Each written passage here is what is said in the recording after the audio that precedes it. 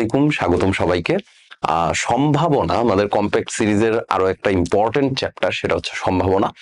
তো এই সম্ভাবনা নিয়ে আসলে পোলাপান অ্যান্সার করতে চায়। ত্রিকোণমিতি আর সম্ভাবনা হচ্ছে একই বিভাগে। সো ত্রিকোণমিতিতে যদি কারো উইকনেস থাকে যে ভাই আমি ত্রিকোণমিতি অ্যান্সার করতে চাচ্ছি না, তার জন্য একটা ভালো অল্টারনেটিভ হচ্ছে সম্ভাবনা। তো সম্ভাবনার একেবারে A to Z CQ, basic, MCQ মানে যা পড়াবো আজকের ক্লাসে এর বাইরে আর কিছু আসবে না। তোমার কাজ হচ্ছে জাস্ট খাতা কলম নিয়ে আমার সাথে একটু বসে যাওয়া, সাথে সাথে একটু নোট ডাউন করে ফেলানো, যেন হচ্ছে এই চ্যাপ্টারের সবকিছু তোমার খাতার মধ্যেই থাকে।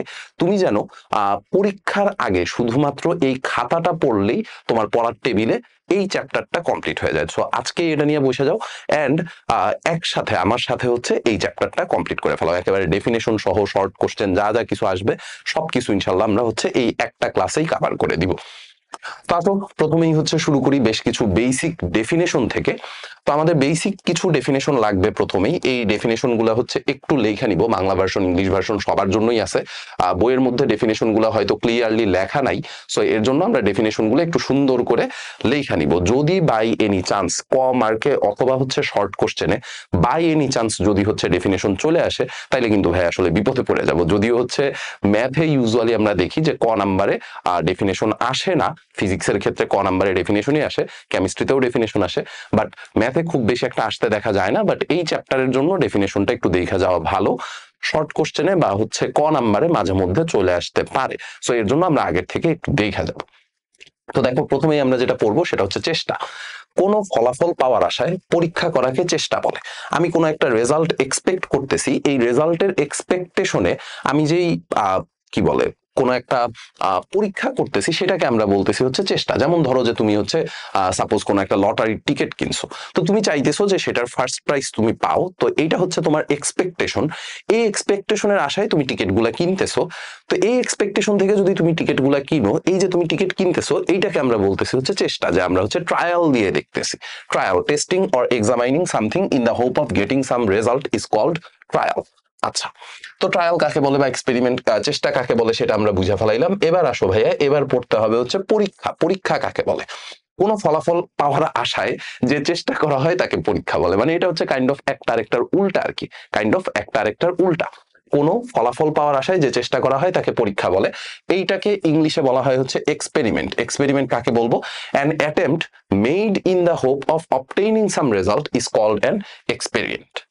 আচ্ছা, এবার আসো ভাইয়া দৈব পরীক্ষা। দৈব পরীক্ষা কাকে বলে? ভাগ্যের উপর যেই পরীক্ষা, বা ইংলিশে এটাকে বলা হয় হচ্ছে র্যান্ডম এক্সপেরিমেন্ট। ইংলিশে বলা হচ্ছে র্যান্ডম এক্সপেরিমেন্ট, বাংলায় বলা হচ্ছে দৈব পরীক্ষা।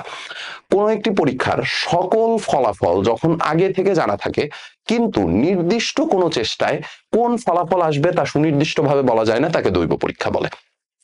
আচ্ছা, ডেফিনেশন তো ভাই বুঝলাম, কিন্তু এটা তো আসলে ফিল করতে পারতেছি না যে জিনিসটা আসলে কি, বা দৈব পরীক্ষা বলতে আসলে কি বুঝাইতেছে। জিনিসটা আসলে খুবই সিম্পল। একটু ঠান্ডা মাথায় চিন্তা করো। ধরো আমি তোমাকে একটা কয়েন টস করতে বললাম, আমার কাছে এখন এই মোমেন্টে কয়েন থাকার কথা। আমি একটু চেক করে নিই, হ্যাঁ কয়েন আছে। সো ধরো যে তুমি হচ্ছে একটা কয়েন নিছো। এই কয়েনের, আমি যদি বাংলাদেশি কয়েনের কথা চিন্তা করি, এই কয়েনে হেডটেল বলতে কোনো কিছু নাই। এক পাশে আছে হচ্ছে এটা কি, এটা আছে হচ্ছে এক পাশে বাংলাদেশ ব্যাংক, আমার কাছে 5 টাকার কয়েন, আরেক পাশে হচ্ছে শেখ মুজিবের ছবি। তো এই কয়েনটা যদি তুমি টস করো, এটা একটা নিরপেক্ষ কয়েন। এই কয়েনটা যদি তুমি টস করো, তুমি জানো যে রেজাল্ট কি কি আসবে। তোমার জানা আছে যে হয় বাংলাদেশ ব্যাংকের ছবি আসবে, আর না হয় শেখ মুজিবের ছবি আসবে। বা আমি যদি একেবারে ইন্টারন্যাশনাল নিয়মে বলি, তাহলে হয় হেড আসবে না হয় টেল আসবে। তুমি কিন্তু এটা জানো যে রেজাল্ট কি কি হইতে পারে, সেটা আমার জানা আছে। কিন্তু ভাইয়া আমি সাপোজ এই মোমেন্টে কয়েনটা টস করলাম। এই মোমেন্টে যদি কয়েনটা টস করি, এখন কি রেজাল্ট আসছে সেটা কি আমি আগের থেকে জানি? এখন কি আসবে সেটা কিন্তু আমি আগের থেকে জানি না। কি কি রেজাল্ট আসবে সেটা আমার জানা আছে, কিন্তু এই মোমেন্টে এখন কয়েনটা টস করলে কি রেজাল্ট আসবে সেটা আমার কাছে জানা নাই। এই টাইপের যতগুলো এক্সপেরিমেন্ট আছে, এই টাইপের এক্সপেরিমেন্ট গুলাকে আমরা বলি হচ্ছে দৈব পরীক্ষা বা র্যান্ডম এক্সপেরিমেন্ট। ঠিক আছে, এই টাইপের এক্সপেরিমেন্ট গুলাকে আমরা বলি হচ্ছে দৈব পরীক্ষা বা র্যান্ডম এক্সপেরিমেন্ট। এরকম আর কি কি আছে? ছক্কা নিক্ষেপ। তুমি ছক্কা নিক্ষেপ করতেছো, ছক্কা নিক্ষেপ করলে 1 থেকে 6 পর্যন্ত যে কোনো কিছু আসতে পারে। কিন্তু এই মোমেন্টে তুমি লুডো খেলতেছো, এই মোমেন্টে কোন রেজাল্টটা আসবে, এই মোমেন্টে 1 আসবে না 2 আসবে না 3 আসবে না 4 আসবে, এটা কিন্তু তুমি এক্সাক্ট শিওর না। সো যখন তোমার কাছে এক্সপেরিমেন্টের রেজাল্ট গুলো আগের থেকে জানা আছে, কিন্তু এই মোমেন্টে কোন রেজাল্ট আসবে সেটা তুমি এক্স্যাক্টলি বলতে পারতেছো না, এই টাইপের এক্সপেরিমেন্ট গুলাকে বা এই টাইপের পরীক্ষাগুলাকে আমরা বলি হচ্ছে দৈব পরীক্ষা বা র্যান্ডম এক্সপেরিমেন্ট। ঠিক আছে, ওকে। এবার আসো ভাইয়া ঘটনা। ঘটনা ঘটনা কাকে বলে? ঘটনা বা ইভেন্ট, ঘটনা বা ইভেন্ট এটা কাকে বলে? কোন পরীক্ষার ফলাফল বা ফলাফলের সমাবেশকে ঘটনা বলে। কোন পরীক্ষার ফলাফল বা ফলাফলের সমাবেশ। এই যে ধরো আমি বললাম যে একটা ছক্কা নিক্ষেপ করার কথা বা একটা হচ্ছে মুদ্রা নিক্ষেপ করার কথা। একটা মুদ্রা নিক্ষেপে কি কি রেজাল্ট আসবে সেটা তোমার কাছে জানা আছে যে হেড আর টেল আসবে। এই ঘটনাগুলাকে যখন তুমি সমাবেশ আকারে লিখতেছো, মানে এরকম একটা সেট আকারে সেকেন্ড ব্র্যাকেটের মধ্যে লিখতেছো, তখন এই পুরা জিনিসটাকে আমরা বলি হচ্ছে ঘটনা। মানে যা যার আউটকাম আসতে পারবে এগুলাকে একটা সেট আকারে লিখবো বা এগুলাকে হচ্ছে একটা সমাবেশ আকারে লিখবো, তখন সেটাকে আমরা বলি হচ্ছে ঘটনা। ইভেন্ট কাকে বলে? The outcome of an experiment or a collection of outcomes is called an event. Okay, আচ্ছা, তো এই জিনিস বুঝে ফেলাইলাম। এবার আসো অনুকূল ফলাফল। অনুকূল ফলাফল কাকে বলে? নাম শুনেই বোঝা যাইতেছে যে ভাই আমি যেটা চাইতেছি সেটা যদি আসে তাহলে সেটার আমরা বলবো হচ্ছে অনুকূল ফলাফল বা ইংলিশে বলা হচ্ছে ফেভারেবল আউটকামস।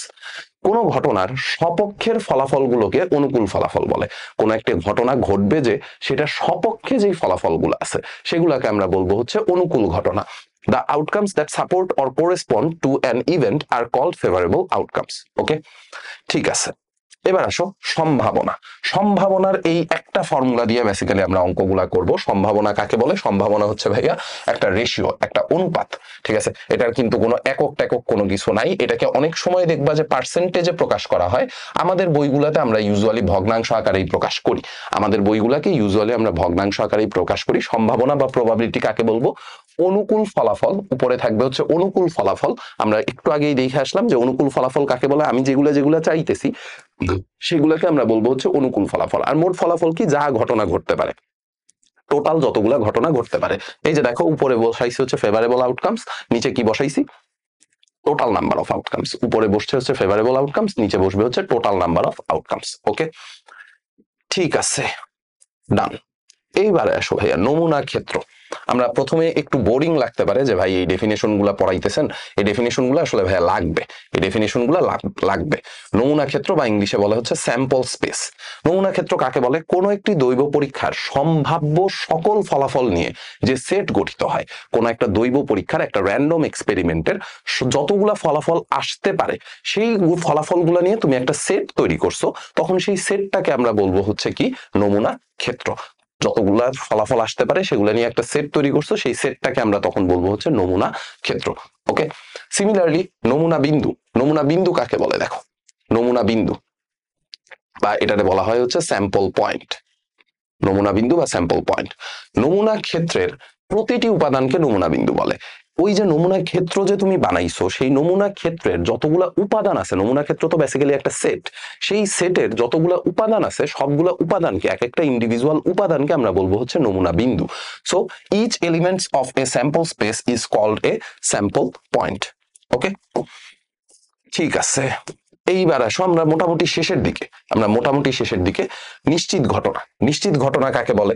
নিশ্চিত ঘটনা হলো এমন একটি ঘটনা যা অবশ্যই সংগঠিত হবে। এরকম ঘটনা কি কি আছে? প্রত্যেক দিন রাতের বেলা সূর্য উঠবে, এটা কি কখনো সম্ভব? সম্ভব না। রাতের বেলা চাঁদ উঠবে, এটা সম্ভব, তাই না? তাহলে রাতের বেলা যে চাঁদ উঠবে, আচ্ছা প্রত্যেক দিন রাতে অবশ্য চাঁদ উঠেও না। যদি তোমার পার্সোনাল চাঁদ থাকে তাহলে সেটার হিসাব আলাদা, ওটা দিনেও দেখা যায় রাতেও দেখা যায়। বাট যদি হচ্ছে প্রত্যেক দিন, যেমন হচ্ছে অমাবস্যার রাতে কিন্তু আসলে চাঁদ উঠে না। সো প্রত্যেক দিন যে চাঁদ উঠবে এটাও আসলে সার্টেন ঘটনা না বা নিশ্চিত ঘটনা না, এটাকে আমরা বলি হচ্ছে সার্টেন ইভেন্ট। সো নিশ্চিত ঘটনা কিরকম হবে ভাইয়া? নিশ্চিত ঘটনা হচ্ছে সূর্য, প্রত্যেক দিনই সূর্য উঠবে। কোন দিক দিয়ে উঠবে? পূর্ব দিক দিয়ে। প্রত্যেক দিনই সূর্য উঠবে পূর্ব দিক দিয়ে, এইটা কিন্তু নিশ্চিত। সূর্য পূর্ব দিক থেকে উঠবে, এটা হচ্ছে একেবারে নিশ্চিত ঘটনা। ঠিক আছে, সো যেই ঘটনা অবশ্যই ঘটবে সেইটাকে আমরা বলি হচ্ছে নিশ্চিত ঘটনা। এই নিশ্চিত ঘটনা ঘটার সম্ভাবনা হচ্ছে 1 বা 100%। নিশ্চিত ঘটনা ঘটার সম্ভাবনা কত? 1 বা 100%। এটাকে ইংলিশে বলা হয় হচ্ছে ভাইয়া সার্টেন ইভেন্ট। সেম জিনিসই লেখা আছে ইংলিশ ভার্সনের জন্য। A certain event is an event that is bound to occur, যেটা হবেই, ডেফিনেটলি ঘটবেই। The probability of this event is 1 or 100%। এই সার্টেন ঘটনার প্রবাবিলিটি কত? সার্টেন ঘটনার প্রবাবিলিটি হচ্ছে 100%। ওকে, অসম্ভব ঘটনা। অসম্ভব ঘটনা কাকে বলে? অসম্ভব ঘটনা জীবনেও ঘটবে না। অসম্ভব ঘটনা জীবনেও ঘটবে না, এটা আমরা বলি হচ্ছে ইম্পসিবল ইভেন্ট। ঠিক আছে, জীবনেও ঘটবে না। জীবনেও ঘটবে না এরকম কি, ধরো বললাম যে রাতের বেলা সূর্য উঠবে, ঠিক আছে, রাতের বেলা সূর্য উঠবে, এটা জীবনেও হবে না। দিনের বেলা চাঁদ উঠবে, জীবনেও হবে না। সূর্য পশ্চিম দিকে উঠবে, আচ্ছা মানে কিয়ামতের ঘটনা আলাদা, যদি হচ্ছে লাস্ট কয়েকদিনে যেরকম ভাবে ভূমিকম্প গেছে, এই জিনিসটা যে কোনো সময় আসলে ঘটে যাইতে পারে। সো কিয়ামতের দিন সূর্য হচ্ছে পশ্চিম দিক থেকে উঠবে, তো সেটার হিসাব আলাদা। নর্মাল ডে টু ডে লাইফের কথা যদি আমরা চিন্তা করি, তাহলে সূর্য আসলে পূর্ব দিক থেকেই উঠে। ঠিক আছে, তো আপাতত এই টাইপের যে ঘটনাগুলো আছে, যে ঘটনাগুলো জীবনেও ঘটবে না, এই টাইপের ঘটনাগুলোকে আমরা বলি হচ্ছে অসম্ভব ঘটনা। ঠিক আছে, আরেকটা একটু রিয়েলিটি চেক দিই, যারা যারা এখন হচ্ছে এসএসসি তে পড়তেছো, মানে আমার এই ভিডিও যারা যারা দেখতেছো, এটা তো ম্যাক্সিমামই হচ্ছে এসএসসি স্টুডেন্ট। সো একটা ছোট্ট রিয়েলিটি চেক দিয়ে দিই তোমার, যে তুমি এই বয়সে যার সাথে প্রেম করতেছো, তার সাথে তোমার বিয়ে হওয়া, এইটাও কাইন্ড অফ একটা অসম্ভব ঘটনা। হ্যাঁ, ডেফিনেটলি হচ্ছে এক্সেপশন আছে, বাট মানে এই টাইপের ঘটনাগুলো আসলে অসম্ভব ঘটনা। আমি খুবই রেয়ার কেস দেখছি, মানে আমার ফ্রেন্ড সার্কেলের মধ্যে আমি এই ঘটনাটা আসলে খুবই রেয়ার কেসে দেখছি। সো এই টাইপের ঘটনাগুলোকে আমরা বলি হচ্ছে অসম্ভব ঘটনা। এই ঘটনার সম্ভাবনা, মানে অসম্ভব ঘটনার সম্ভাবনা হচ্ছে ভাইয়া জিরো। অসম্ভব ঘটনার সম্ভাবনা কত? অসম্ভব ঘটনার সম্ভাবনা হচ্ছে জিরো। ঠিক আছে, অসম্ভব ঘটনার সম্ভাবনা হচ্ছে জিরো। ওকে, ঠিক আছে। এবার আসেন ভাইয়া সম্ভাবনার সীমা বা রেঞ্জ অফ প্রবাবিলিটি। সম্ভাবনার সীমা বা রেঞ্জ অফ প্রবাবিলিটি। সম্ভাবনার সীমা কত ভাইয়া? দেখেন, সম্ভাবনার সীমা হচ্ছে 0 থেকে 1 এর মধ্যে। প্রবাবিলিটিকে আমরা পি দিয়ে প্রকাশ করলাম, 0 থেকে 1 এর মধ্যে, এইটা হচ্ছে আপনার সম্ভাবনার সীমা। যদি ঘটনাটা অনিশ্চিত ঘটনা হয় বা অসম্ভব ঘটনা হয়, অসম্ভব ঘটনা হইলে সেই ঘটনা ঘটার সম্ভাবনা কত? একটু আগেই আমরা দেখে আসলাম যে অসম্ভব ঘটনা হইলে সম্ভাবনা কত ভাইয়া? জিরো। নিশ্চিত ঘটনা হইলে সম্ভাবনা কত? 1। তার মানে যদি ঘটনাটা নিশ্চিত আর অনিশ্চিতের মাঝখানে কোনো কিছু হয়, তাহলে সেটা অবশ্যই কত হবে? 0 থেকে 1 এর মাঝখানে হবে। তো এটা কিন্তু খুবই ইম্পর্টেন্ট একটা এমসিকিউ। এই এমসিকিউটা প্রায় সময় পরীক্ষায় আসে, যে সম্ভাবনার সীমা কত। ঠিক আছে, সম্ভাবনার সীমা কত? সো এটা একটু দেখা যাবেন। সম্ভাবনার সীমা হচ্ছে 0 থেকে 1 এর মধ্যে, 0 সহ 0 থেকে 1 এর মধ্যে। ঠিক আছে, ওকে। এইবারে আসেন আমরা যেই কাজটা করব, বর্জনশীল ঘটনা। বর্জনশীল ঘটনা কাকে বলে? বর্জনশীল ঘটনা বা ইংলিশে বলা হয় হচ্ছে mutually exclusive event. Mutually exclusive event. দেখেন, কোনো ফলাফল পাওয়ার পর অন্য কোনো ফলাফল পাওয়া সম্ভব না হলে তাকে বর্জনশীল ঘটনা বলে। কোনো ফলাফল পাওয়ার পর অন্য কোনো ফলাফল পাওয়া সম্ভব না হলে তাকে আমরা বলবো হচ্ছে বর্জনশীল ঘটনা। একটা এক্সাম্পল দিই, ধরেন যে এই কয়েনটা আপনি টস করলেন, টস করার পরে যদি ভাইয়া এই মোমেন্টে হেড উঠে, এখন কি আপনি টেল পাবেন? পাবেন না। এই মোমেন্টে, এই ঘটনার মধ্যে যদি হেড উঠা যায়, এখন কিন্তু টেল পাওয়া আপনার পক্ষে পসিবল না। এই ঘটনার মধ্যে হেড উঠে গেলে টেল পাওয়া আপনার পক্ষে পসিবল না। সো এই টাইপের ঘটনাগুলোকে আমরা বলি হচ্ছে বর্জনশীল ঘটনা। কোনো ফলাফল আপনি পেয়ে গেছেন, ওই ফলাফল পাওয়ার পরে অন্য কোনো ফলাফল পাওয়া সম্ভব না, এই টাইপের ঘটনাকে বলবো হচ্ছে বর্জনশীল ঘটনা। An event is called mutually exclusive if after one outcome occurs no other outcome is possible. একটা আউটকাম যখন আপনি পেয়ে গেছেন, অন্য কোনো আউটকাম আসা ওই মোমেন্টে আর পসিবল না। একটা আউটকাম পেয়ে গেছেন, অন্য কোনো আউটকাম আসা ওই মোমেন্টে পসিবল না। সো ওইটাকে আমরা বলবো হচ্ছে বর্জনশীল ঘটনা বা মিউচুয়ালি এক্সক্লুসিভ ইভেন্ট। এই জিনিসটা একটু খেয়াল রাখা লাগবে, যে আমরা যদি দুইটা ঘটনাকে এ আর বি দিয়ে প্রকাশ করি, ঘটনা দুইটা যদি বর্জনশীল হয়, এদের ইন্টারসেকশন হবে ভাইয়া ফাঁকা সেট। ঘটনা দুইটা যদি বর্জনশীল হয়, এদের ইন্টারসেকশন হবে ফাঁকা সেট। তার মানে এই জিনিসটা আপনার মনে রাখা লাগবে যে এ ইউনিয়ন বি, এটা কত আসবে? Probability of A union B, এটা হচ্ছে probability of A plus probability of B minus probability of A intersection B. Okay, ঠিক আছে। এই সূত্রগুলো দিয়ে আমরা আসলে অঙ্ক করব না, আমরা বুঝা অঙ্কগুলা করব। ঠিক আছে, আমরা অঙ্কগুলা করব হচ্ছে বুঝা। তারপরে হচ্ছে জিনিসটা একটু দেখা রাখবো আর কি, জিনিসটা জাস্ট একটু দেখা রাখবো। ওকে, আচ্ছা। এবার একটু খেয়াল করেন যে আপনার এই বর্জনশীল ঘটনা আপনি বুঝা ফেলাইছেন। বর্জনশীল ঘটনার পরে এবার আপনার লাগবে হচ্ছে অবর্জনশীল ঘটনা। অবর্জনশীল ঘটনা কাকে বলে? অবর্জনশীল ঘটনা হচ্ছে ভাইয়া, যদি কোনো পরীক্ষণে কোনো ফলাফল পাওয়ার পর অন্য কোনো ফলাফল পাওয়া সম্ভব হয়, তাইলে সেটাকে আপনি বলবেন হচ্ছে অবর্জনশীল ঘটনা। কোনো পরীক্ষণে কোনো ফলাফল পাওয়ার পর অন্য কোনো ফলাফল পাওয়া সম্ভব হইলে সেটাকে বলবো হচ্ছে অবর্জনশীল ঘটনা। এটাকে ইংলিশে বলা হয় হচ্ছে নন মিউচুয়ালি এক্সক্লুসিভ ইভেন্ট। নন মিউচুয়ালি এক্সক্লুসিভ ইভেন্ট। একটু আগে আমরা বললাম যে বর্জনশীল ঘটনা হচ্ছে ভাইয়া মিউচুয়ালি এক্সক্লুসিভ ইভেন্ট, আর অবর্জনশীল ঘটনা কি হবে? নন মিউচুয়ালি এক্সক্লুসিভ ইভেন্ট। একটা হচ্ছে আরেকটার উল্টা। বর্জনশীলে যা ঘটবে অবর্জনশীলে হচ্ছে তা ঘটবে না, একটা ডেফিনেটলি আরেকটার উল্টা হবে। এই টাইপের ঘটনাগুলোকে আমরা বলবো হচ্ছে অবর্জনশীল ঘটনা।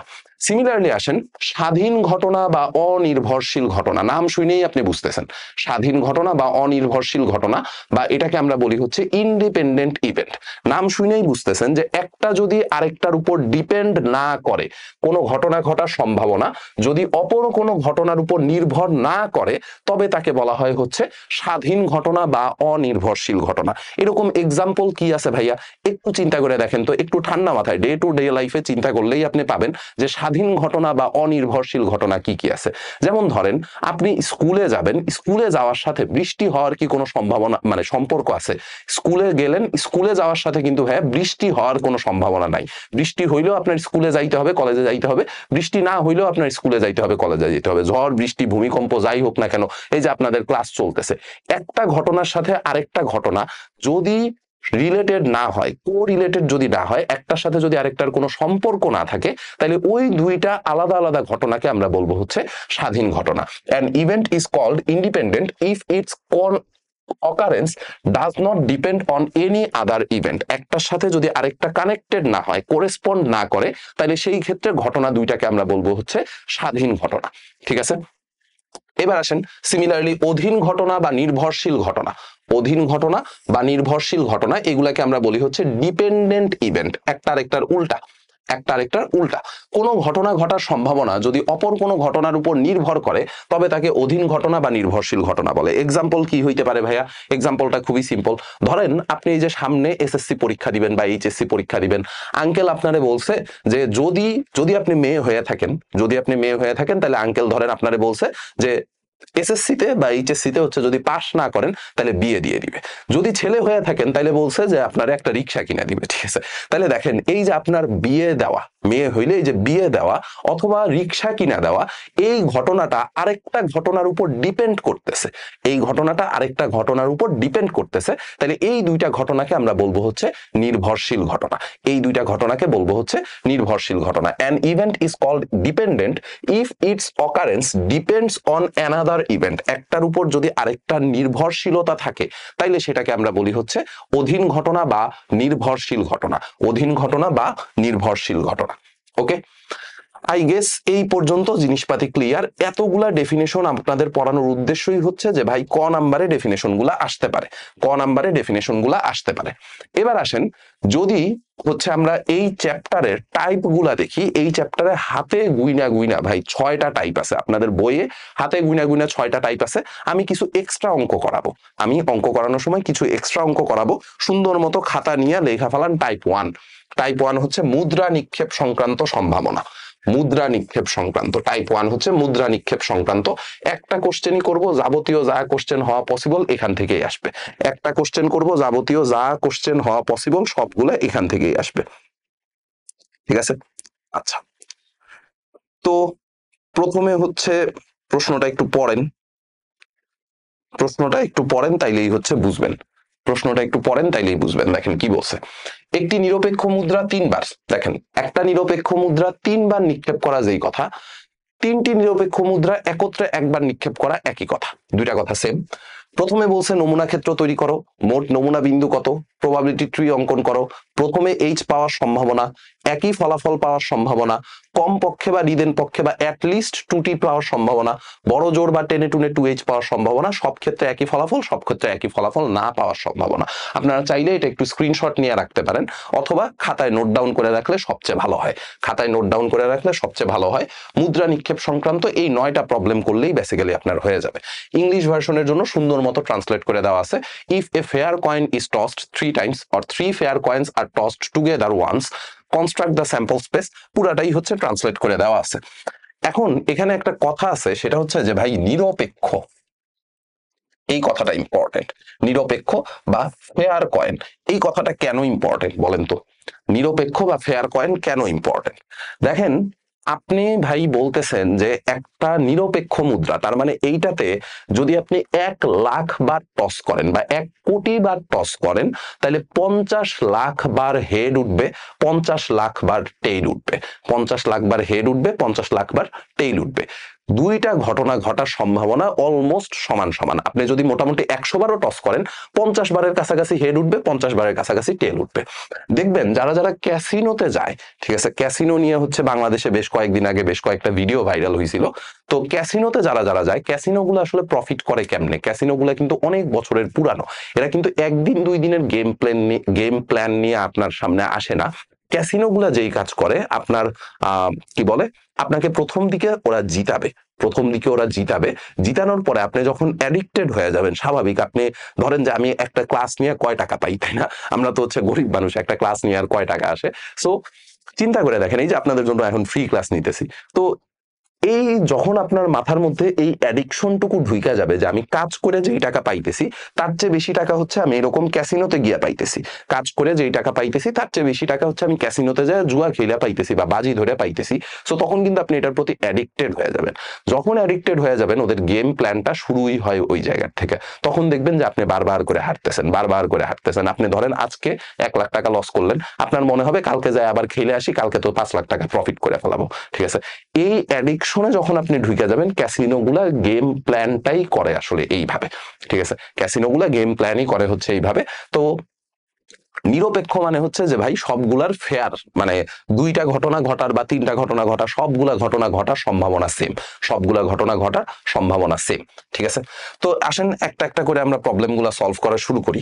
এই টাইপের প্রবলেমগুলা সলভ করার জন্য আপনার প্রথমেই যেই কাজটা করা লাগবে, প্রথমেই হচ্ছে প্রবাবিলিটি ট্রি বা সম্ভাবনা আইকা ফেলানো লাগবে।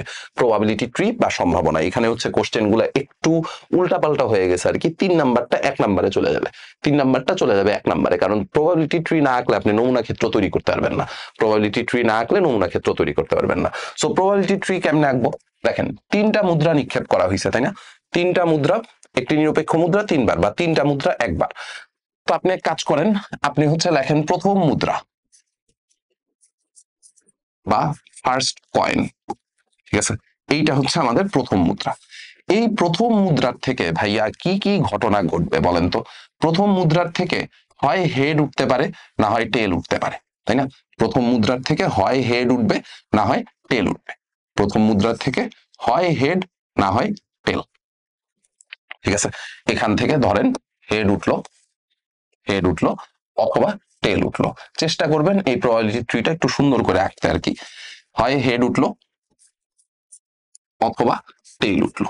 এবার চিন্তা করে আমাকে বলেন, প্রথম মুদ্রায় হেড উঠছে, এই কন্ডিশনের আন্ডারে, প্রথম মুদ্রায় হেড উঠছে এই কন্ডিশনের আন্ডারে, দ্বিতীয় মুদ্রায় কিন্তু ভাইয়া হেডও উঠতে পারে, টেলও উঠতে পারে, তাই না?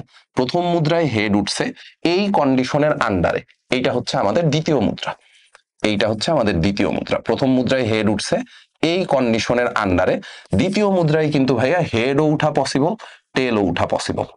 কথা ঠিক আছে? প্রথম মুদ্রায় হেড উঠছে এই কন্ডিশনের আন্ডারে, দ্বিতীয় মুদ্রায় হেডও উঠতে পারে, টেলও উঠতে পারে। ওকে, এই অংশটুকু আমরা হচ্ছে কপি করে নিয়ে নিই। ওকে, ঠিক আছে। এই যে দেখেন, এখানে দ্বিতীয় মুদ্রায় হেড উঠছে, টেল উঠছে, আবার প্রথম মুদ্রায় টেল উঠছে এই কন্ডিশনের আন্ডারে, দ্বিতীয় মুদ্রায় হেডও উঠতে পারে, টেলও উঠতে পারে। কথা ঠিক আছে? ওকে, ভালো কথা।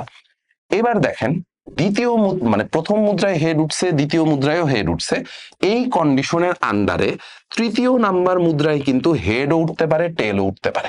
এই কন্ডিশনের আন্ডারে তৃতীয় নাম্বার মুদ্রায় হেডও উঠতে পারে, টেলও উঠতে পারে, তাই না? এই কন্ডিশনের আন্ডারে তৃতীয় মুদ্রায় হেডও উঠা পসিবল, টেলও উঠা পসিবল, ঠিক আছে? আমরা একটু প্রবাবিলিটি ট্রিটা সুন্দর করে আঁকবো। প্রবাবিলিটি ট্রি আঁকা হয়ে গেলে আপনার কাজ মোটামুটি 90% শেষ।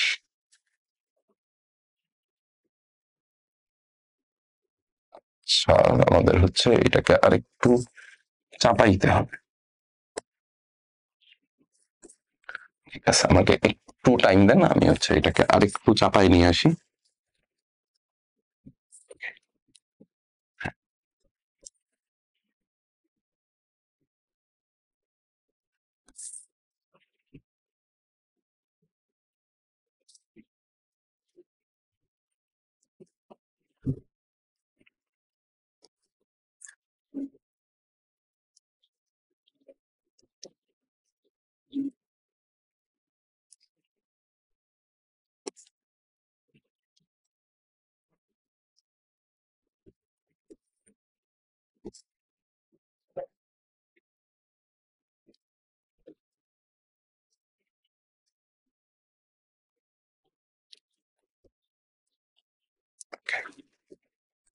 ঠিক আছে,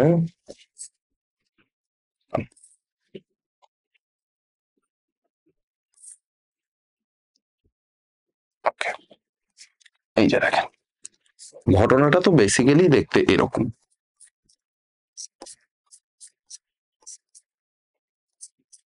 এটা ভালো মতো আঁকা শিখেন, এটা পারলে আপনি পরীক্ষার হলে অনেক কিছুই পারবেন। ঠিক আছে, প্রথম একটা মুদ্রা টস করছেন, সেই মুদ্রায় হেড উঠতে পারে, টেল উঠতে পারে। প্রথম মুদ্রায় হেড উঠছে, এই কন্ডিশনের আন্ডারে দ্বিতীয় মুদ্রায় হেড উঠতে পারে, টেল উঠতে পারে। প্রথম মুদ্রায় টেল উঠছে, এই কন্ডিশনের আন্ডারে দ্বিতীয় মুদ্রায় হেড উঠতে পারে, টেল উঠতে পারে। এবার আসেন, প্রথম মুদ্রায় হেড, দ্বিতীয় মুদ্রায় হেড, এই কন্ডিশনের আন্ডারে তৃতীয় মুদ্রায় হেড টেল। প্রথম মুদ্রায় হেড, দ্বিতীয় মুদ্রায় টেল, এই কন্ডিশনের আন্ডারে তৃতীয় মুদ্রায় হেড টেল। এরকম ভাবে প্রথম মুদ্রায় টেল, দ্বিতীয় মুদ্রায় হেড, এই কন্ডিশনের আন্ডারে তৃতীয় মুদ্রায় হেড টেল। প্রথম মুদ্রায় টেল, দ্বিতীয় মুদ্রায় টেল, এই কন্ডিশনের আন্ডারে তৃতীয় মুদ্রায় হেড টেল। এই হচ্ছে আপনার টোটাল প্রবাবিলিটি ট্রি। প্রবাবিলিটি ট্রিটা দেখতে হবে হচ্ছে এরকম। এখন দেখেন ভাইয়া, নমুনা ক্ষেত্র কাকে বলে, কি শিখায় আসছিলাম বলেন তো? নমুনা ক্ষেত্র হচ্ছে এই যে আপনি একটা এক্সপেরিমেন্ট চালাচ্ছেন, এই এক্সপেরিমেন্টে কি কি রেজাল্ট আসবে তাদের নিয়ে একটা সেট বানাবেন, সেটাকে আমরা বলবো হচ্ছে নমুনা ক্ষেত্র। একটু চেক করে দেখেন, ঘটনাটা এরকম না, প্রথম মুদ্রায় হেড, দ্বিতীয় মুদ্রায় হেড, তৃতীয় মুদ্রায় হেড। এইটা হচ্ছে একটা ঘটনা, হেড হেড হেড। প্রথম মুদ্রায় হেড, দ্বিতীয় মুদ্রায় হেড, তৃতীয় মুদ্রায় টেল। তাহলে head head tail, head tail head, head tail head, head tail tail, head tail tail. তারপরে কি হইতে পারে? Tail head head, tail head head, tail head tail, tail head tail. তারপরে tail tail head, tail tail head, tail টেল টেল। এই হচ্ছে আমাদের নমুনা ক্ষেত্র, এই হচ্ছে আমাদের নমুনা ক্ষেত্র বা স্যাম্পল স্পেস। ওকে, নমুনা ক্ষেত্র পায় ফেলাইছি। নমুনা বিন্দু কয়টা হবে বলেন তো? নমুনা বিন্দু একটা, দুইটা, তিনটা, চারটা, পাঁচটা, ছয়টা, সাতটা, আটটা। নমুনা বিন্দু হচ্ছে আটটা। তাহলে লেখেন, সুতরাং নমুনা বিন্দু বা স্যাম্পল ইভেন্ট, নমুনা বিন্দু, নমুনা বিন্দু এটা হচ্ছে 8টি। নমুনা বিন্দু হচ্ছে 8টি। আচ্ছা, এখানে একটা কথা একটু ছোট করে বলে দেই, সেটা হচ্ছে মুদ্রা নিক্ষেপের, এটা হচ্ছে শর্টকাট হিসেবে মনে রাখতে পারেন, মুদ্রা নিক্ষেপের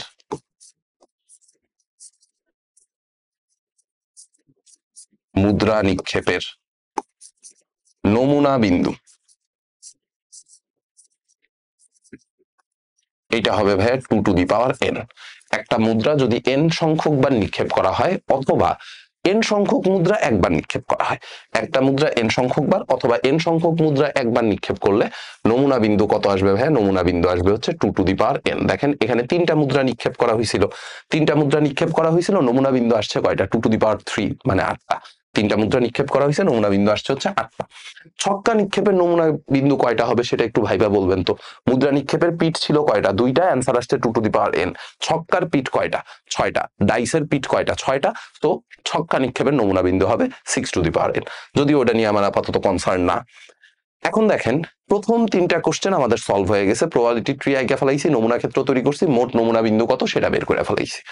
প্রথমে এইচ পাওয়ার সম্ভাবনা কত? প্রথমে এইচ পাওয়ার সম্ভাবনা 4 নাম্বার প্রবলেমটার থেকে আমরা শুরু করতেছি, 4 নাম্বার প্রবলেম থেকে শুরু করতেছি। দেখেন, প্রথমে এইচ আছে, এরকম ঘটনা আসলে অনুকূলে আছে কয়টা? প্রথমে এইচ আছে কয়টা ঘটনার ক্ষেত্রে? একটা, দুইটা, তিনটা, চারটা। চারটা ঘটনা আছে যেখানে প্রথমে এইচ আছে। তাহলে উপরে বসাবো আমরা অনুকূল ফলাফল, উপরে বসাবো অনুকূল ফলাফল, নিচে বসাবো হচ্ছে মোট ফলাফল। উপরে বসাবো অনুকূল ফলাফল, ফেভারেবল নাম্বার অফ আউটকামস, নিচে বসবে হচ্ছে মোট ফলাফল। তাহলে দেখেন, 4/8 করলে কত আসে ভাইয়া? 4/8 করলে চলে আসবে হচ্ছে হাফ। ঠিক আছে, 4/8 করলে চলে আসবে হচ্ছে হাফ। ওকে, এটা হচ্ছে হাফ। তাহলে প্রথমে এইচ আসার সম্ভাবনা কত? প্রথমে এইচ আসার সম্ভাবনা হচ্ছে হাফ। 1 নাম্বারটা শেষ, মানে 4 নাম্বারটা শেষ। 5 নাম্বারে কি বলছে? একই ফলাফল পাওয়ার সম্ভাবনা কত? একই ফলাফল, মানে তিনটা মুদ্রাতে সেম রেজাল্ট আসছে, একই ফলাফল পাওয়ার সম্ভাবনা কত? আচ্ছা, একই ফলাফল পাওয়ার সম্ভাবনা কত? কোশ্চেনটা কি ভুল তুলছি? একটু দাঁড়ান।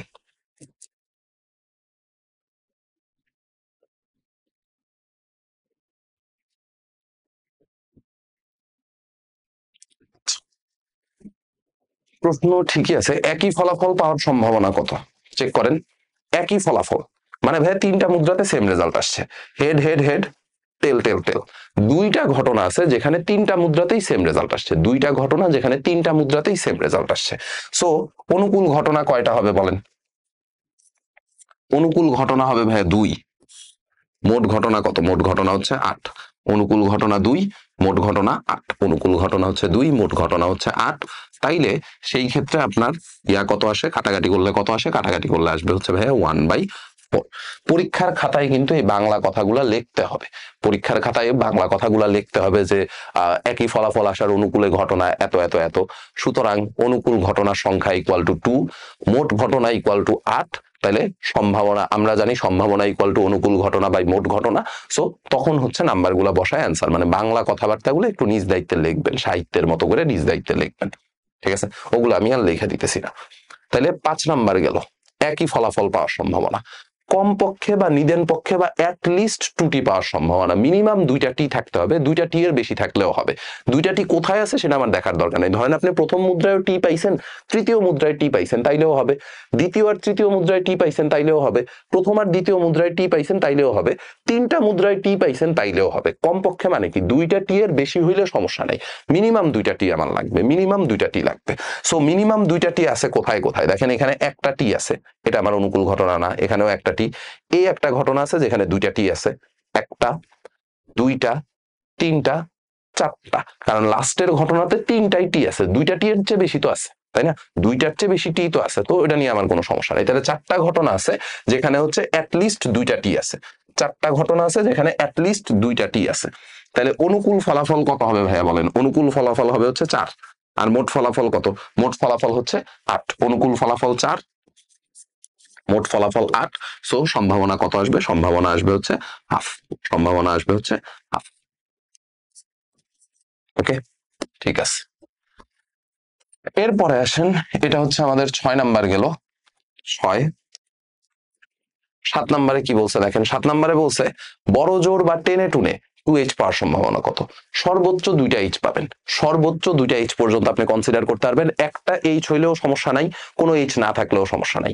একটা H হইলেও সমস্যা নাই, কোনো H না থাকলেও সমস্যা নাই। তাহলে দেখেন তো ভাইয়া, একটা H সর্বোচ্চ 2টা H রাখতে বলছে। এখানে দেখেন 3টা H আছে, এটা বাদ।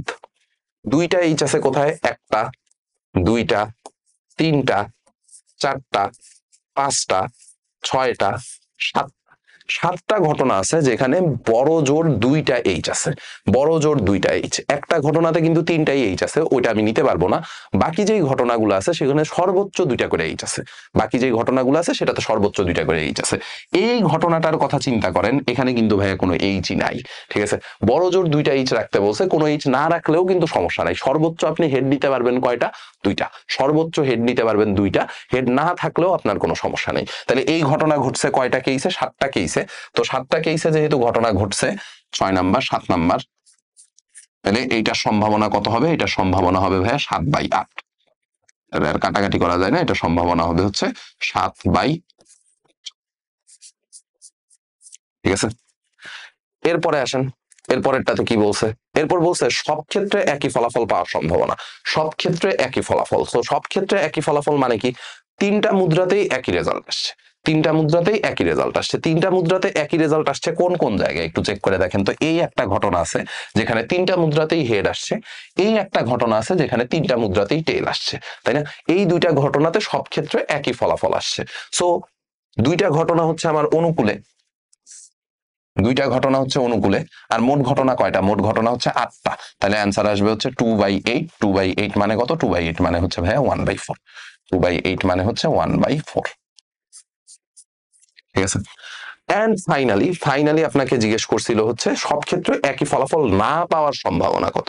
সব ক্ষেত্রে আপনি একই ফলাফল পাবেন না, সব ক্ষেত্রে একই ফলাফল পাবেন না। দেখেন দুইটা ঘটনা ছিল যেখানে সব ক্ষেত্রে একই ফলাফল আসছে, বাকি যে 6টা ঘটনা আছে সেগুলোতে কিন্তু একই ফলাফল আসে নাই, তাই না? তাহলে একই ফলাফল না আসার অনুকূলে ঘটনা কয়টা? 6টা। মোট ঘটনা কয়টা? 8টা। তাহলে সম্ভাবনা কত হবে? 6/8। এমনিও করতে পারেন, আরেকটা ঘটনা ঘটাইতে পারেন যে ভাই আমি জানি সম্ভাবনার সর্বোচ্চ ফলাফল হচ্ছে 1, 1 থেকে একই ফলাফল পাওয়ার ঘটনা বিয়োগ করে দিব, 1 থেকে একই ফলাফল পাওয়ার ঘটনা বিয়োগ করে দিব। তাহলে 1 মাইনাস 1/4, তার মানে এটা আসবে কত? এটা আসবে হচ্ছে ভাইয়া 3/4। 1 মাইনাস 1/4, সো এটা আসবে হচ্ছে 3/4। এই হচ্ছে আমাদের মুদ্রা নিক্ষেপ সংক্রান্ত যাবতীয় যা সমস্যা আছে, মুদ্রা নিক্ষেপ সংক্রান্ত যাবতীয় যা সমস্যা আছে সবকিছু এইটার মধ্যেই আছে। ঠিক আছে, মুদ্রা নিক্ষেপের যাবতীয় যা সমস্যা আছে সবকিছু এইটার মধ্যেই আছে। ওকে, এবার আসেন দুইটি মুদ্রা পরপর দুইটি নিরপেক্ষ মুদ্রা 3বার নিক্ষেপ করলে। আচ্ছা, এটা আপনাদের জন্য হোমওয়ার্ক থাকবে। ঠিক আছে, দুইটা মুদ্রা 3বার নিক্ষেপ করলে, দেখেন দুইটা মুদ্রা 3বার নিক্ষেপ করা যেই কথা, একটা মুদ্রা 6বার নিক্ষেপ করা একই কথা, একটা মুদ্রা 6বার নিক্ষেপ করা একই কথা। সো আমি এখানে যে প্রবাবিলিটি ট্রি আঁকছিলাম সেখানে 3টা মুদ্রার জন্য আঁকছি, আপনি আঁকবেন 6টা মুদ্রার জন্য। ঠিক আছে, আপনি আঁকবেন 6টা মুদ্রার জন্য। 6টা মুদ্রার জন্য নমুনা ক্ষেত্র বের করে দুইটি মুদ্রায় এইচ পাওয়ার, সব ক্ষেত্রে এইচ পাওয়ার, একবার এইচ পাওয়ার, দুইবার এইচ পাওয়ার, কোনো ক্ষেত্রে এইচ না পাওয়ার, এইচ এন্ড টি অল্টারনেটিভ পাওয়ার সম্ভাবনা কত? এইচ এন্ড টি অল্টারনেটিভ মানে head tail head tail head টেল এইভাবে আসছে। এই ঘটনার অনুকূলে কতগুলা ঘটনা আছে সেটা আপনি খুঁজে বের করবেন। ঠিক আছে, এই ঘটনার অনুকূলে কয়টা ঘটনা আছে সেটা খুঁজে বের করবেন। এই হচ্ছে আপনাদের হোমওয়ার্ক। ঠিক আছে, এই যে ইংলিশ ভার্সনের জন্য হচ্ছে আপনার কাছে কোশ্চেন ট্রান্সলেট করে দেওয়া আছে, এটা নিয়ে হচ্ছে টেনশন করার কোনো কিছু নাই। ঠিক আছে, এটা নিয়ে টেনশন করার কোনো কিছু নাই। ওকে, ঠিক আছে।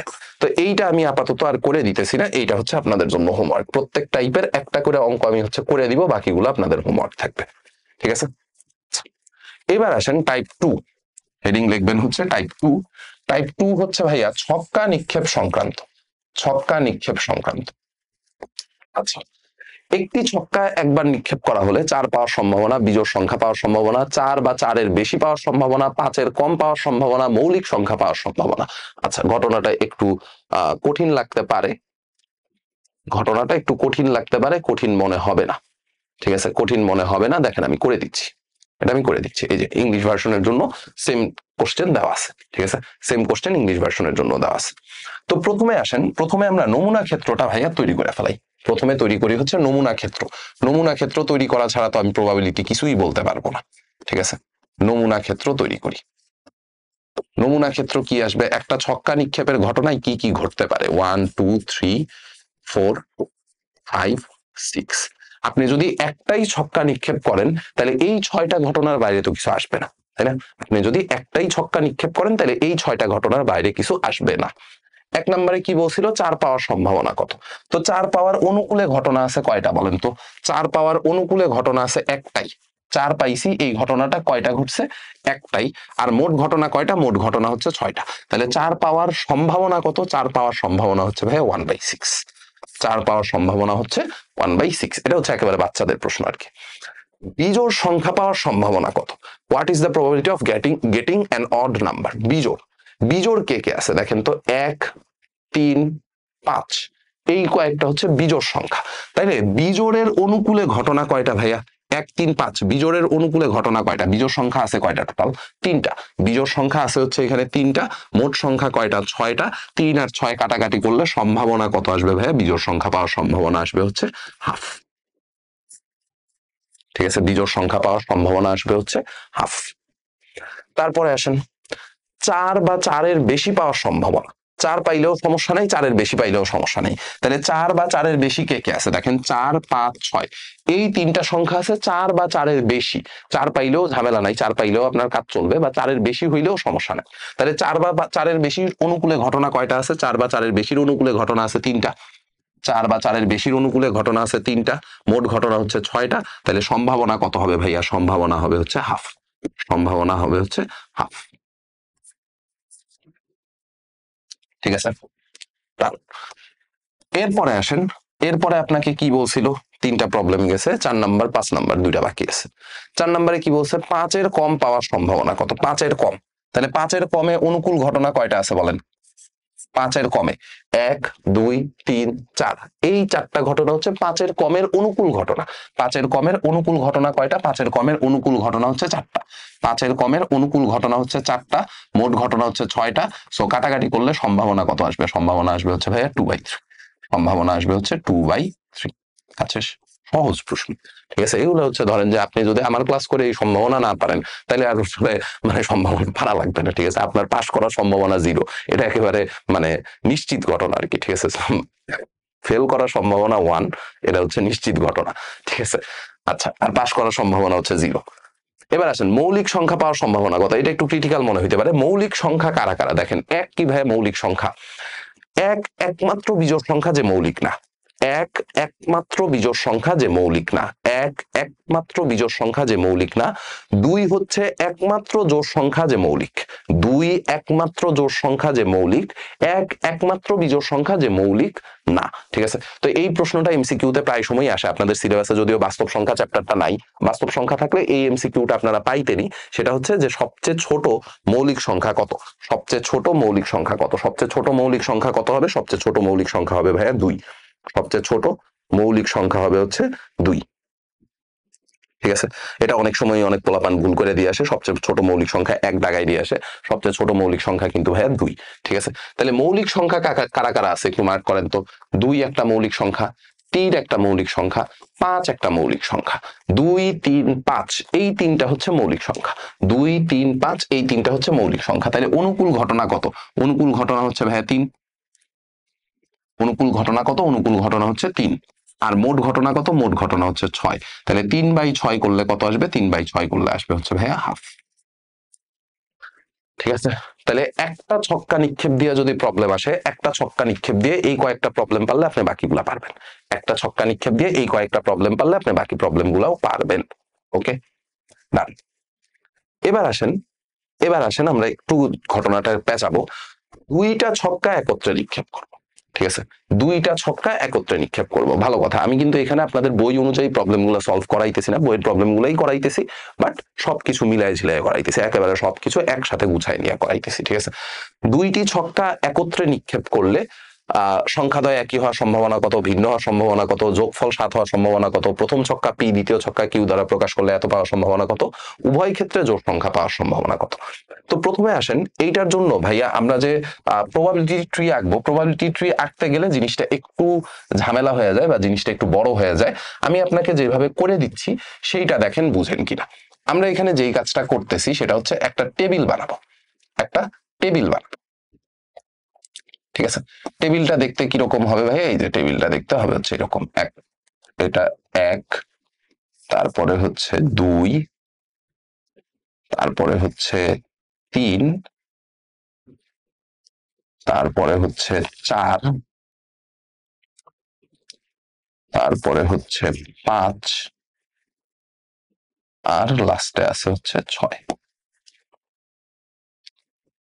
ঠিক আছে,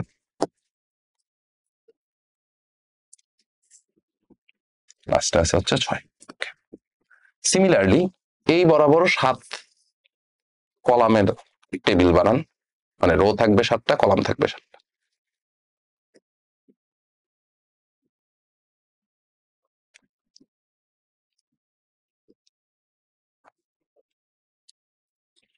ওকে, 1 2 3 4, 1 2 3 4 5 6। ওকে, ঠিক আছে। তো এখানে আসেন, 2 বরাবর 2টা কাজ করি, সেটা হচ্ছে এই বরাবর, এই বরাবর বসাইলাম হচ্ছে ভাইয়া প্রথম ছক্কা, এই বরাবর প্রথম ছক্কা, আর এই বরাবর হচ্ছে দ্বিতীয় ছক্কা। ঠিক আছে, তো প্রথম ছক্কায় কে কে আসতে পারে বলেন তো। প্রথম ছক্কায় 1 2 3 4 5 6, 1 2 3 4 5 6। দ্বিতীয় ছক্কায় কে কে আসতে পারে, 1 2 3 4 5 6। এটা যদি আপনি প্রবাবিলিটি ট্রি দিয়ে করতে চান, পরীক্ষায় যদি বলে প্রবাবিলিটি ট্রি অঙ্কন করো, তাহলে তো আর আপনার কিছু করার নাই। বাট প্রবাবিলিটি ট্রি দিয়ে করার চাইতে আমার কাছে মনে হয় এই প্রসেসে করাটা বেটার, বা এইভাবে করাটা বেটার। দেখেন, আপনার প্রথম ছক্কায় 1, দ্বিতীয় ছক্কায়ও 1, এটা একটা ঘটনা। প্রথম ছক্কায় 1, দ্বিতীয় ছক্কায় 2। আচ্ছা, একটু জিনিসটা উল্টায় গেছে। জিনিসটা হবে হচ্ছে এরকম, প্রথম ছক্কারটা আগে লিখছি, দ্বিতীয় ছক্কারটা পরে লিখছি। তাহলে দেখেন, প্রথম ছক্কায় 2 আসছে, দ্বিতীয় ছক্কায় 1 আসছে। প্রথম ছক্কায় 3 আসছে, দ্বিতীয় ছক্কায় 1 আসছে। প্রথম ছক্কায় 4 আসছে, দ্বিতীয় ছক্কায় 1 আসছে। প্রথম ছক্কায় 5 আসছে, দ্বিতীয় ছক্কায় 1 আসছে। প্রথম ছক্কায় 6 আসছে, দ্বিতীয় ছক্কায় 1 আসছে। এই কয়েকটা ঘটনাই তো ঘটবে, তাই না? সিমিলারলি, প্রথম ছক্কায় 1, দ্বিতীয় ছক্কায় 2, প্রথম ছক্কায় 2, দ্বিতীয় ছক্কায় 2, প্রথম ছক্কায় 3, দ্বিতীয় ছক্কায় 2, প্রথম ছক্কায় 4, দ্বিতীয় ছক্কায় 2, প্রথম ছক্কায় 5, দ্বিতীয় ছক্কায় 2, প্রথম ছক্কায় 6, দ্বিতীয় ছক্কায় 2। সিমিলারলি, প্রথম ছক্কায় 1, দ্বিতীয় ছক্কায় 3, প্রথম ছক্কায় 2, দ্বিতীয় ছক্কায় 3, প্রথম ছক্কায় 3, দ্বিতীয় ছক্কায় 3, প্রথম ছক্কায় 4, দ্বিতীয় ছক্কায় 3, প্রথম ছক্কায় 5, দ্বিতীয় ছক্কায় 3, প্রথম ছক্কায় 6, দ্বিতীয় ছক্কায় 3। প্রথম ছক্কায় 1, দ্বিতীয় ছক্কায় 4, এটা হবে 2,4, এটা হবে 3,4, তারপরে এইটা হবে ভাইয়া 4,4, এইটা হবে 5,4, এটা হবে 6,4। সিমিলারলি, এটা হবে 1,5, 2,5, 3,5, 4,5, 5,5, 6,5। এইটা হবে 1,6, 2,6, 3,6, 4,6, 5,6, 6,6। এই হচ্ছে আমাদের নমুনা ক্ষেত্রটা। এই হচ্ছে নমুনা ক্ষেত্র। আমি জানি একটু হিবিজিবি লাগতেছে, বাট এটা হচ্ছে সবচেয়ে স্মার্ট প্রসেস বা সবচেয়ে ইজি প্রসেস আর কি। আপনি যদি হচ্ছে নমুনা বিন্দু আঁকতে যান, তাইলেই আপনি বুঝবেন যে ঝামেলাটা কোথায় হবে। ঠিক আছে, নমুনা বিন্দু কি বলে, নমুনা বিন্দু বলতেছে, প্রবাবিলিটি ট্রি যদি বা সম্ভাবনার গাছ, এটা যদি আপনি আঁকতে চান, তাইলেই বুঝবেন যে ঝামেলাটা কোথায় হবে, বা ভাইয়া কেন এরকম ছক করে করছি। ঠিক আছে, এটা প্রবাবিলিটি ট্রি আঁকলেই বুঝবেন। এখন দেখেন, আপনার প্রথমে বলছে সংখ্যাদ্বয় একই হওয়ার সম্ভাবনা কত। সংখ্যাদ্বয় একই হইছে কোথায় কোথায়, একটু চেক করেন তো। সংখ্যাদ্বয় একই হইছে, এই যে এই বরাবর সংখ্যাগুলা কি সেম আসছে না? এই বরাবর সংখ্যাগুলা কিন্তু সেম আসছে, 1 1 2 2 3 3 4 4 5 5 6 6। তাহলে একটা ঘটনা, দুইটা ঘটনা, তিনটা, চারটা, পাঁচটা, ছয়টা, অনুকূলে 6টা ঘটনা আছে। অনুকূল ঘটনা আছে হচ্ছে 6টা, যেখানে অনুকূল ঘটনা হচ্ছে ভাইয়া 6টা। আর মোট ঘটনা কত? মোট ঘটনা গুনলেই বুঝবেন, মোট ঘটনা আসছে 36টা। মোট ঘটনা আসছে হচ্ছে 36টা। তাহলে 1 নম্বরে সংখ্যাদ্বয় একই হওয়ার সম্ভাবনা কত? সংখ্যাদ্বয় একই হওয়ার সম্ভাবনা হচ্ছে 6/36, তার মানে 1/6। 6/36, তার মানে হচ্ছে 1/6। 2 নম্বরে কি বলছে? 2 নম্বরে বলছে হচ্ছে সংখ্যাদ্বয় ভিন্ন হওয়ার সম্ভাবনা। দেখেন, টোটাল তো ভাইয়া 36টা ঘটনা আছে। আচ্ছা, ভালো কথা, আপনি এমনিও করতে পারেন যে ভাই, আপনার একই হওয়ার সম্ভাবনা হচ্ছে, একই হওয়ার সম্ভাবনা হচ্ছে 1/6, তাই না? একই হওয়ার সম্ভাবনা হচ্ছে 1/6। আর আমি জানি যে কোনো একটা সম্ভাবনার সর্বোচ্চ সীমা হচ্ছে 1, তাই না? সর্বোচ্চ সীমা হচ্ছে 1। এই টাইপের ঘটনাগুলোকে আমরা বেসিক্যালি পূরক ঘটনা বলি। এই টাইপের ঘটনাগুলোকে আমরা বলি হচ্ছে পূরক ঘটনা। এই টাইপের ঘটনাগুলোকে বলি হচ্ছে পূরক ঘটনা। 1 এর থেকে যদি আপনি একই পাওয়ার সম্ভাবনা বিয়োগ করে দেন, 1 এর থেকে সংখ্যাগুলো একই হইছে এই সম্ভাবনাটা বিয়োগ করে দেন, তাহলেই তো একই না হওয়ার সম্ভাবনা বের হয়ে আসবে। অথবা আপনি চাইলে এরকমও করতে পারতেন 30/36, যে ভাই 6টা ঘটনা তো একই আসছে, তাহলে বাকি 30টা ঘটনা হচ্ছে ভিন্ন ভিন্ন। তাহলে অনুকূলে ঘটনা কয়টা, মানে একই না হওয়ার অনুকূলে ঘটনা কয়টা? 30টা। মোট ঘটনা কয়টা? 36টা। সো কাটাকাটি করলে আলটিমেটলি ওই 5/6 থাকবে, যেটা আপনার জন্য সুবিধা। তারপরে বলেন, সংখ্যাদ্বয়ের যোগফল 7 হওয়ার সম্ভাবনা কত? একটু চেক করে দেখেন ভাইয়া, সংখ্যাদ্বয়ের যোগফল 7 হইছে কোন বরাবর? এই যে দেখেন তো, এই বরাবর যতগুলা সংখ্যা আছে সবার যোগফল 7 না? 6 আর 1 যোগ করলে 7, 5 আর 2 যোগ করলে 7, 4 আর 3 যোগ করলে 7, 3 আর 4 যোগ করলে 7, 2 আর 5 যোগ করলে 7, 1 আর 6 যোগ করলে 7। তার মানে 6টা ঘটনা আছে, 6টা ঘটনা আছে যাদের ক্ষেত্রে সংখ্যা দুইটার, মানে দুইটা ছক্কায় যে সংখ্যাগুলো উঠছে তাদের যোগফল 7। তাহলে আসেন বসাই, 6টা ঘটনা হচ্ছে আমার অনুকূলে, 6টা ঘটনা হচ্ছে আমার অনুকূলে, আর মোট ঘটনা হচ্ছে 36টা। তাইলে সংখ্যাদ্বয়ের যোগফল 7 হওয়ার সম্ভাবনা কত? 6/36 মানে 1/6। ঠিক আছে, সংখ্যাদ্বয় যোগফল 7 হওয়ার সম্ভাবনা হচ্ছে 6/36 মানে 1/6। প্রথম ছক্কা পি দ্বিতীয় ছক্কা কিউ দ্বারা প্রকাশ করলে পি এর মান মানে প্রথম ছক্কার ভ্যালুটা 2 অথবা 2 এর চাইতে বড়, দ্বিতীয় ছক্কাটা 4 অথবা 4 এর চাইতে ছোট। প্রথম ছক্কাটা হইতে হবে 2 অথবা 2 এর চাইতে বড়, প্রথম ছক্কা 2 অথবা 2 এর চাইতে বড়, দ্বিতীয় ছক্কা হচ্ছে 4 অথবা 4 এর চাইতে ছোট। প্রথম ছক্কা 2 অথবা 2 এর চাইতে বড়, দ্বিতীয় ছক্কা হচ্ছে 4 অথবা 4 এর চাইতে ছোট। একটু মার্ক করে দেখাই, দেখেন তো ভাইয়া, এই বক্সের অংশটুকু, এইটুকু অংশ, এইটুকু অংশ, এইটুকু অংশের দিকে তাকান। এই অংশটুকুতে যতগুলা সংখ্যা উঠছে বা যতগুলা ফলাফল আছে, সবগুলা ফলাফলে কি আমার কোশ্চেনের কন্ডিশন স্যাটিসফাই করে না? কেমনে স্যাটিসফাই করে একটু দেখেন।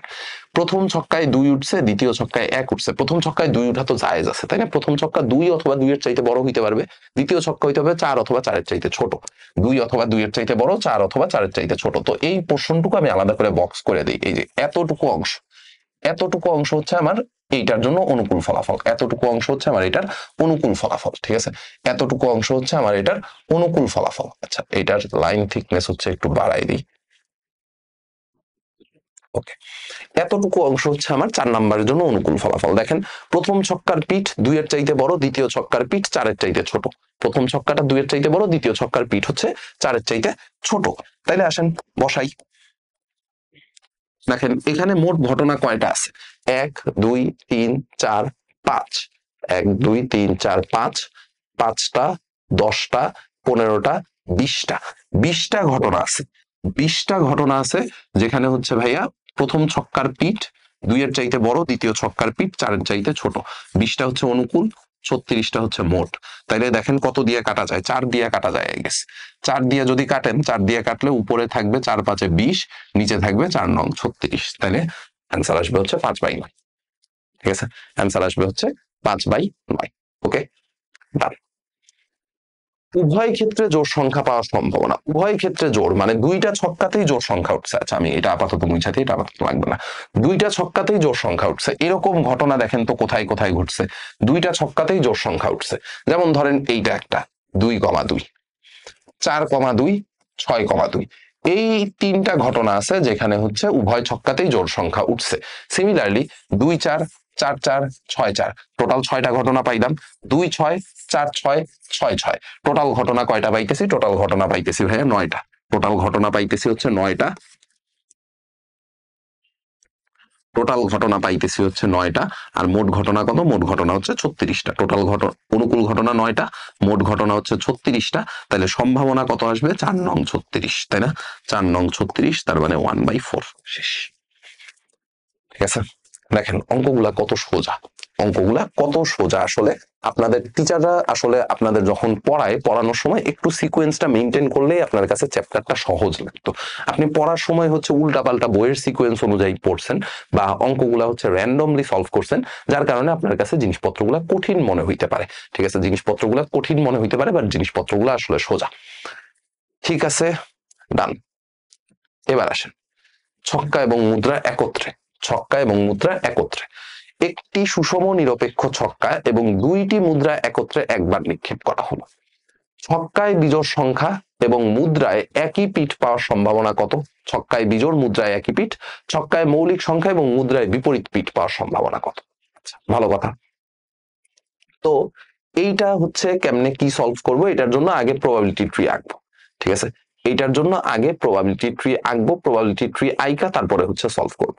ঠিক আছে, প্রবাবিলিটি ট্রি আইকা সলভ করব। আচ্ছা, এইটা দেখেন, একটি সুষম ছক্কা এবং মুদ্রা একত্রে নিক্ষেপ করা হলো। ঘটনাটির নমুনা ক্ষেত্র, ছক্কাটি 3বার নিক্ষেপ করা হয়, ছক্কায় একই সংখ্যা পাওয়ার সম্ভাবনা। এটা আপনারা নিজেরা করবেন। তার আগে এইটা আমি হচ্ছে একটু করাই দিতেছি। ঠিক আছে, এইটা আমি একটু করাই দিতেছি যে একটা সুষম মুদ্রা বা নিরপেক্ষ ছক্কা। ঠিক আছে, এই যে একটি সুষম বা নিরপেক্ষ ছক্কা এবং 2টি মুদ্রা একত্রে নিক্ষেপ করা। ঠিক আছে, আচ্ছা। তো প্রথমেই আসেন আমরা যেই কাজটা করি সেটা হচ্ছে যে 2টা মুদ্রার কথা বলছে, তো যেমনি নমুনা ক্ষেত্র আঁকেন না কেন, মানে প্রবাবিলিটি ট্রি আঁকেন না কেন, জিনিসটা একটু কমপ্লিকেটেড হবে। ঠিক আছে, যেমনি প্রবাবিলিটি ট্রি আঁকেন জিনিসটা একটু কমপ্লিকেটেড হবে। তো আমি একটু প্রথমে সহজ করে আইকা দেখাই, ধরেন মুদ্রার কথা বললাম, মুদ্রা, প্রথম মুদ্রা, এটা হচ্ছে আমাদের প্রথম মুদ্রা। প্রথম মুদ্রায় কি কি উঠবে ভাইয়া? প্রথম মুদ্রায় হয় হেড উঠবে না হয় টেল উঠবে, তাই না? প্রথম মুদ্রায় হয় হেড উঠবে, না হয় টেল উঠবে। প্রথম মুদ্রায় হয় হেড উঠবে না হয় টেল উঠবে। ঠিক আছে, আমি একেবারে কোনায় নিয়ে যাইতেছি, কারণ না এটা কুলাইতে পারবো না। প্রথম মুদ্রায় হয় হেড উঠবে না হয় টেল উঠবে, এর বাইরে তো আর কিছু ঘটবে না। ঠিক আছে, প্রথম মুদ্রায় হয় হেড উঠলো না হয় প্রথম মুদ্রায় টেল উঠলো।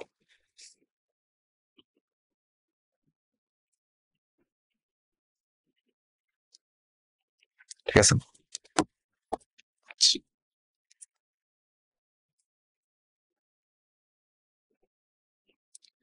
ওকে। হেড, এটা হচ্ছে হেড, এটা হচ্ছে টেল। ঠিক আছে, এখন দেখেন ভাইয়া, প্রথম মুদ্রায় হেড উঠছে, এই কন্ডিশনের আন্ডারে দ্বিতীয় মুদ্রায় হেডও উঠতে পারে, দ্বিতীয় মুদ্রায় হেডও উঠতে পারে, দ্বিতীয় মুদ্রায় টেলও উঠতে পারে, তাই না? প্রথম মুদ্রায় হেড উঠছে, এই কন্ডিশনের আন্ডারে দ্বিতীয় মুদ্রায় হেডও উঠতে পারে, টেলও উঠতে পারে।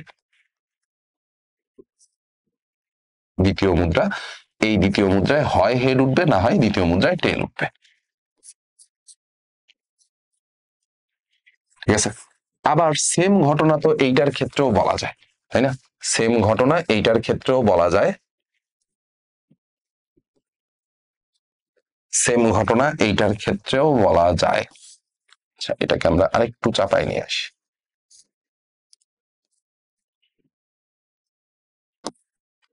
যে প্রথম মুদ্রায় ভাইয়া টেল উঠছে, পরেরটাকেই চাপাই।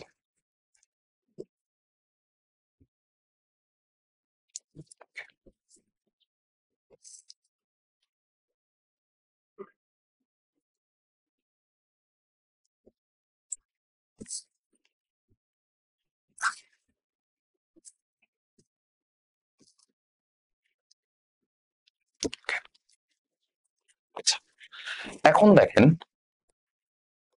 প্রথম মুদ্রায় হেড দ্বিতীয় মুদ্রায় হেড, এই কন্ডিশনের আন্ডারে ছক্কায় কি কি উঠতে পারে? ছক্কায় 1 উঠতে পারে, 2 উঠতে পারে, 3 উঠতে পারে, 4 উঠতে পারে, 5 উঠতে পারে, 6 উঠতে পারে, তাই না? ছক্কায় তো এই কয়েকটা ঘটনাই ঘটা পসিবল। ঠিক আছে, প্রথম মুদ্রায় হেড দ্বিতীয় মুদ্রায় হেড, এই কন্ডিশনের আন্ডারে আমার মুদ্রায়, ছক্কায় 1 2 3 4 5 6।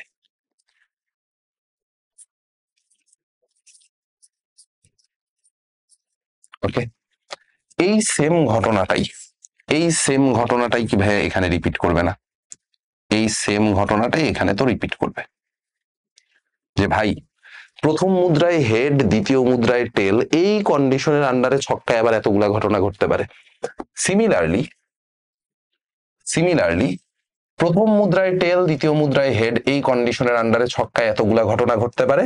আবার প্রথম মুদ্রায় হেড দ্বিতীয় মুদ্রায় টেল, এই কন্ডিশনের আন্ডারে, প্রথম মুদ্রায় টেল দ্বিতীয় মুদ্রায় টেল, এই কন্ডিশনের আন্ডারে ছক্কায় এতগুলা ঘটনা ঘটতে পারে।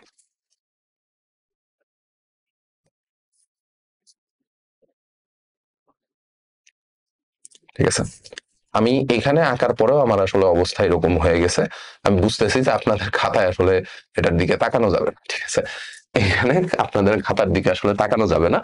তো এখান থেকে হচ্ছে আপনি নমুনা ক্ষেত্র তৈরি করবেন, সেই নমুনা ক্ষেত্র থেকে দেখা আপনি হচ্ছে সম্ভাবনাগুলা বের করবেন।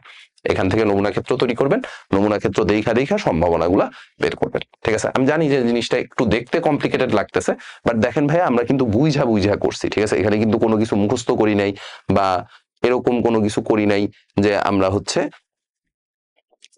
কি বলে কমপ্লিকেটেড মনে হবে। ঠিক আছে, কমপ্লিকেটেড মনে হওয়ার মতো আসলে কিছু করি নাই।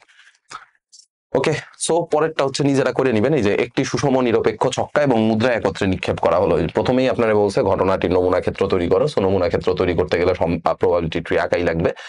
যদি শুধু ছক্কাটি 3বার নিক্ষেপ করা হয় তবে ছক্কায় একই সংখ্যা পাওয়ার সম্ভাবনা, এটা একটু কঠিন হয়ে যাবে।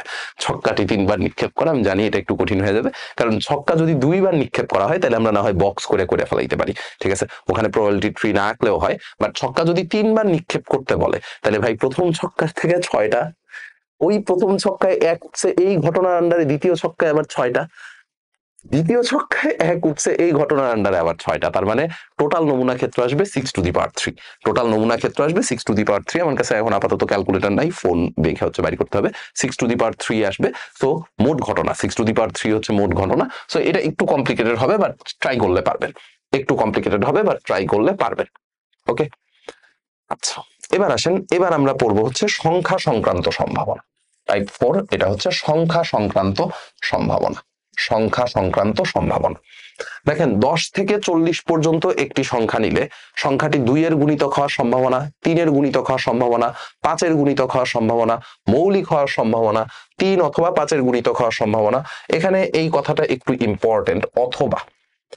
এখানে কিন্তু বলছে অথবা, এখানে বলছে হচ্ছে এবং, ঠিক আছে, এখানে বলছে অথবা, এখানে বলছে হচ্ছে এবং, ঠিক আছে। তো আমরা একটু সাইডে সলভ করে দিই, একটু এইটার সাইডেই সলভ করে দিই, একটু ছোট করে সলভ করবো। আপনারাও চাইলে হচ্ছে খাতার মধ্যে এরকম সাইড করে সলভ করে ফেলাইতে পারেন, সাইড করে সলভ করে ফেলাইতে পারেন যদি জায়গা হয়, ঠিক আছে।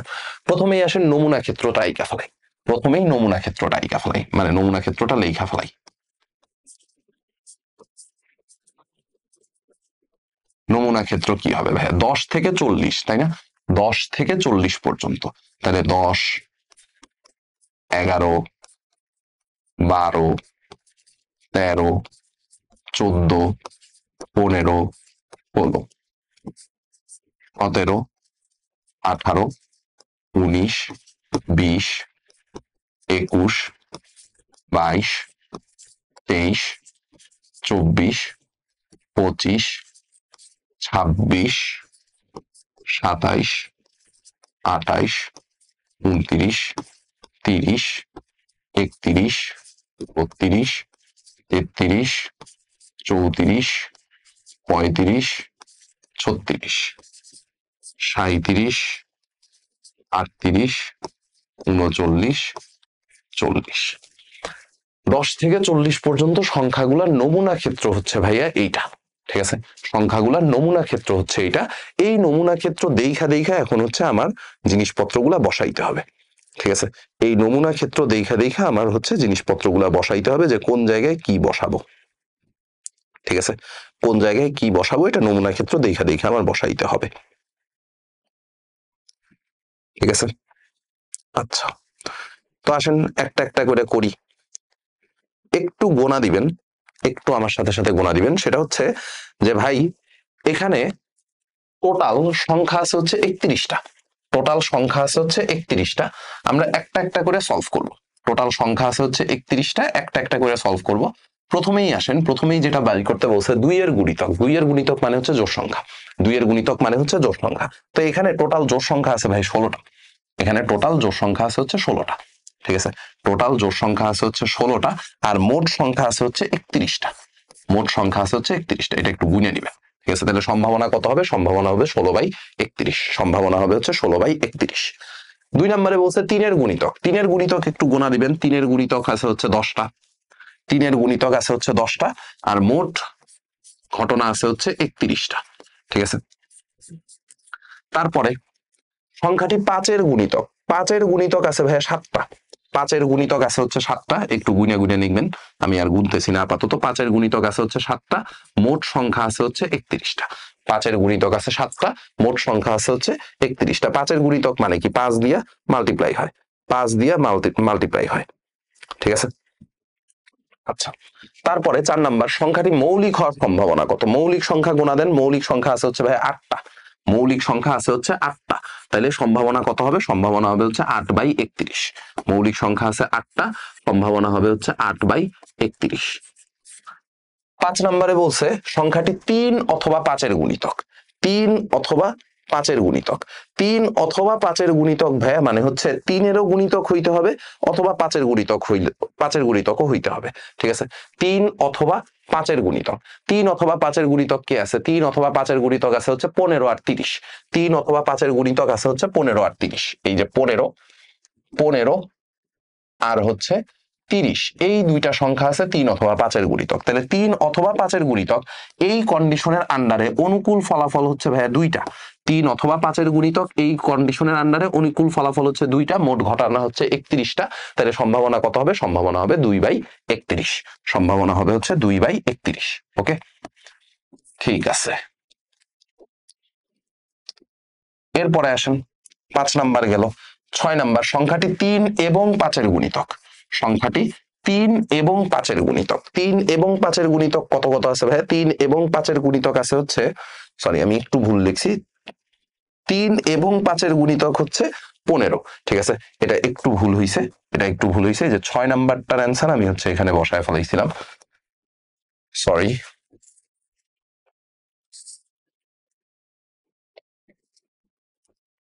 অথবা মানে 5 নাম্বারটার অ্যান্সার আসবে হচ্ছে আপনার 15/31। 5 নাম্বারটা আসবে হচ্ছে 15/31। টোটাল 15টা সংখ্যা আছে, 3 অথবা 5। ঠিক আছে, ওকে। তারপরে আসেন 6 নাম্বারটা গেল। 7 নাম্বারে আসেন। 7 নাম্বারে কি বলছে? 7 নাম্বারে বলছে 2, 3 অথবা 5। 2, 3 অথবা 5। সো 2, 3 অথবা 5 মানে কি? 2 এর গুণিতক অথবা 3 এর গুণিতক অথবা 5-এর গুণিতক। 2 এর গুণিতক হওয়ার সম্ভাবনা বের করা আছে, 3 এর গুণিতক হওয়ার সম্ভাবনা বের করা আছে, 5-এর গুণিতক হওয়ার সম্ভাবনা বের করা আছে। সবগুলাকে যোগ করে দিবেন। 7 নাম্বারে অ্যান্সার আসবে হচ্ছে 23/31। 7 নাম্বারে অ্যান্সার আসবে হচ্ছে 23/31।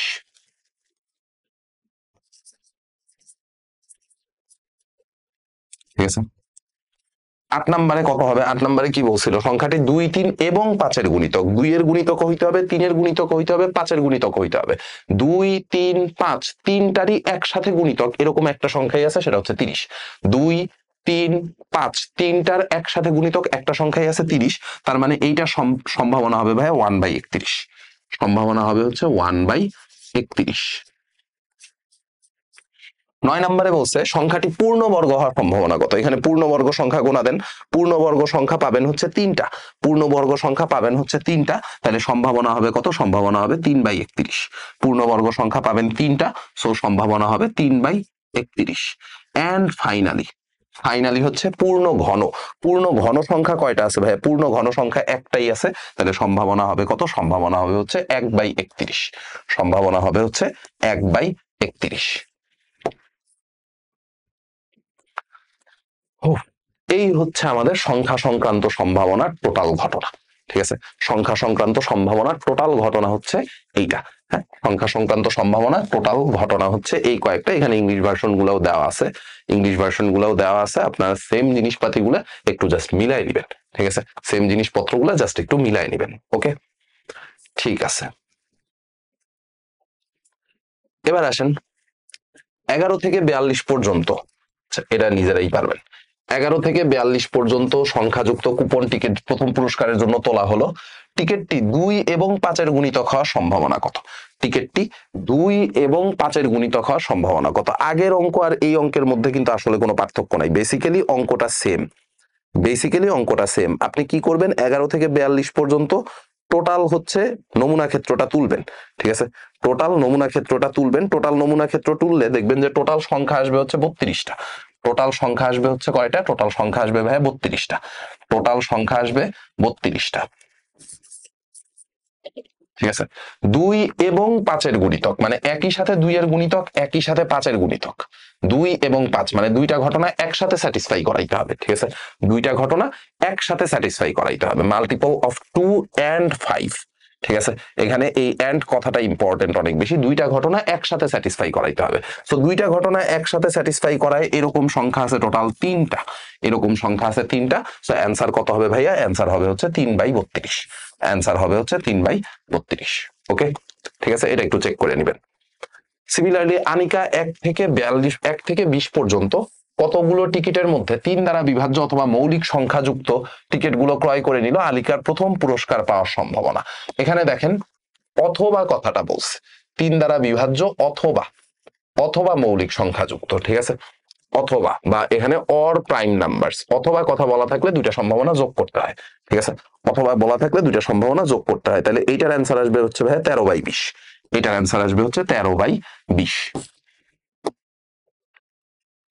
13/20, ঠিক আছে। এই সম্ভাবনার অ্যান্সার আসবে হচ্ছে 13/20। ওকে, সংখ্যা সংক্রান্ত দেখে এটা আমি আর করাই দিলাম না, ঠিক আছে। এরপরে আসেন, এরপরে আমাদের আছে হচ্ছে বল সংক্রান্ত সম্ভাবনা, বল সংক্রান্ত সম্ভাবনা।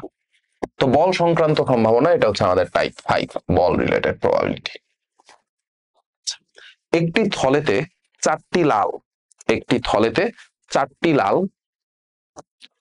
5টি সাদা, 6টি কালো বল আছে। 4টা আছে লাল বল, 5টা আছে সাদা বল, 6টা আছে কালো বল।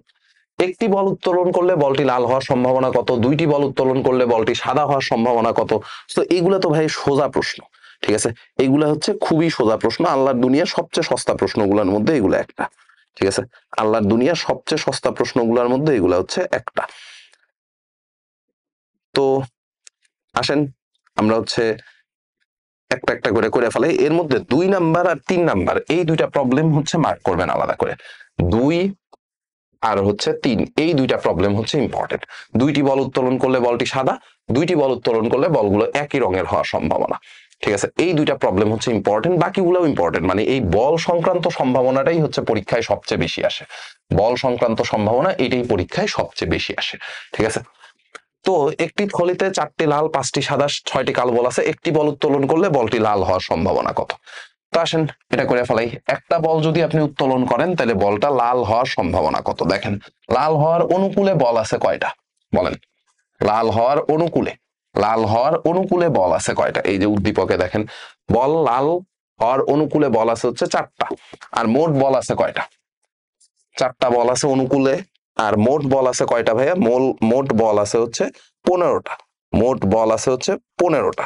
তাইলে সম্ভাবনা কত হবে, সম্ভাবনা হবে হচ্ছে 4/15, ঠিক আছে। 2টি বল উত্তোলন করলে বলটি সাদা হওয়ার সম্ভাবনা কত, 2টি বল উত্তোলন করলে বলটি সাদা হওয়ার সম্ভাবনা কত, ঠিক আছে। 2টি বল উত্তোলন করলে বলটি সাদা হওয়ার সম্ভাবনা কত। তাহলে চেক করেন সাদা বল আছে কয়টা ভাইয়া, 5টা। 2টা বল উঠাবেন আপনি, 2টা বল উঠাবেন, বলটা সাদা হওয়ার সম্ভাবনা কত। প্রথম বলটা সাদা হওয়ার সম্ভাবনা কত হবে বলেন, প্রথম বলটা সাদা হওয়ার সম্ভাবনা হবে ভাইয়া 5/15, প্রথম বলটা সাদা হওয়ার সম্ভাবনা হবে 5/15। এটা নিয়ে কারো কোনো ডাউট থাকা উচিত না, প্রথম বলটা সাদা হওয়ার সম্ভাবনা হবে হচ্ছে 5/15। কিন্তু ভাইয়া বল তো আমি উঠাবো 2টা, তাই না, বল তো উঠাবো 2টা।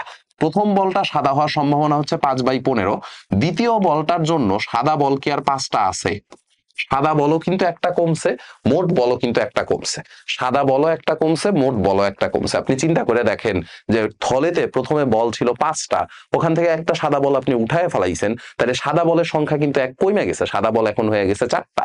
মোট বল ছিল 15টা, সাদা বল যেহেতু একটা কমছে, মোট বলের সংখ্যাও একটা কমছে, মোট বল এখন আছে কয়টা, 14টা। তাহলে 2টা বল সাদা হওয়ার সম্ভাবনা কত, 2টা বল তোলা হইলে 2টা বল সাদা হওয়ার সম্ভাবনা এইটুকু, এইটুকু গুণ করলে কত আসে, এইটুকু গুণ করলে আসবে হচ্ছে 2/21, এইটুকু গুণ করলে আসবে হচ্ছে ভাইয়া 2/21, ঠিক আছে। ওকে ডান। এরপরে আসেন, এরপরেরটাতে কি বলছিল আপনাকে, এরপর বলছিল 2টি বল উত্তোলন করলে বলগুলো একই রঙের হওয়ার সম্ভাবনা, বলগুলো একই রঙের, বলগুলো একই রঙের এই কথাটা ইম্পর্টেন্ট অনেক বেশি, বলগুলো একই রঙের এই কথাটা ইম্পর্টেন্ট অনেক বেশি। বলগুলো একই রঙের মানে কি ভাইয়া, বলগুলো একই রঙের মানে হচ্ছে 2টা বলই সাদা হইতে পারে, প্রবাবিলিটি অফ 2টা বলই হচ্ছে সাদা, অথবা 2টা বলই হচ্ছে ভাইয়া কালো, অথবা 2টা বলই হচ্ছে লাল, লালের কথাই তো বলছিল, হ্যাঁ 2টা বলই হচ্ছে লাল, ঠিক আছে। অথবা বলার কারণে দেখেন 2টা সাদা, অথবা বলার কারণে আপনার মাঝখানে প্লাস চিহ্ন বসছে, ঠিক আছে। আপনি পড়ার সময় পড়তেছিলেন কি, পড়ার সময় পড়তেছিলেন 2টাই সাদা, অথবা 2টাই কালো, অথবা 2টাই লাল, বলগুলা একই রঙের হওয়ার সম্ভাবনা মানে তো এই জিনিসই মিন করে, তাই না।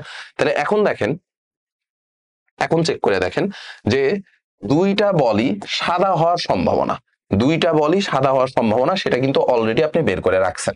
দুইটা বলই সাদা হওয়ার সম্ভাবনা কত ভাইয়া? দুইটা বলই সাদা হওয়ার সম্ভাবনা হচ্ছে এই যে এইটা, দুইটা বলই সাদা হওয়ার সম্ভাবনা হচ্ছে এইটা, ঠিক আছে? প্লাস প্লাস দুইটাই কালো, দুইটাই কালো হওয়ার সম্ভাবনা কত বলেন তো? দুইটাই কালো হওয়ার সম্ভাবনা কত? দুইটাই কালো হওয়ার সম্ভাবনা হচ্ছে 6/15, 6/15, 6/15 ইন্টু 5/14, 6/15 ইন্টু 5/14 প্লাস দুইটাই লাল,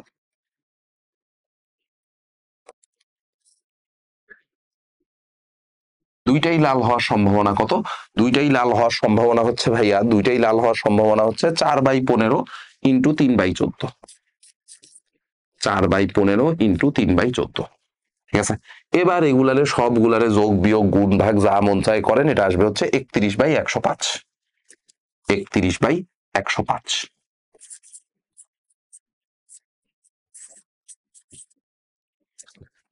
ঠিক আছে? এই প্রবলেমটা ইম্পর্টেন্ট, এই প্রবলেমটা ভালোই ইম্পর্টেন্ট, এইটা পরীক্ষায় আসার সম্ভাবনা অনেক বেশি, ঠিক আছে? এইটা পরীক্ষায় আসার সম্ভাবনা অনেক বেশি, ঠিক আছে? এন্ড এটাই হচ্ছে পোলাপান ভুল করে, এটাই পোলাপান ভুল করে সবচেয়ে বেশি, ঠিক আছে? ওকে, এরপরে আসেন 3 নাম্বার গেল। 4 নাম্বারে কি বলছিল? 4 নাম্বারে বলছিল দুইটি বল উত্তোলন করলে বলগুলো একই রঙের না হওয়ার সম্ভাবনা কত? দেখেন, একই রঙের হওয়ার সম্ভাবনা তো ভাই আপনার কাছে বের করা আছে, তাই না? একই রঙের হওয়ার সম্ভাবনা আপনার কাছে বের করা আছে। একই রঙের না হওয়ার সম্ভাবনা কি হবে? 1 থেকে এইটুকু বিয়োগ করে দিবেন, 1 থেকে এইটুকু বিয়োগ করে দিবেন, ঠিক আছে? সো 1 থেকে এইটুকু বিয়োগ করলে কত আসে? 1 থেকে এইটুকু বিয়োগ করলে আসবে 74/105, এইটা আসবে হচ্ছে 74/105,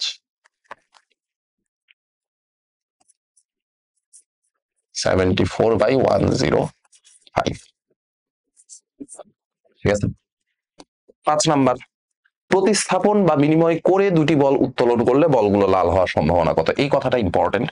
প্রতিস্থাপন বা বিনিময় করে,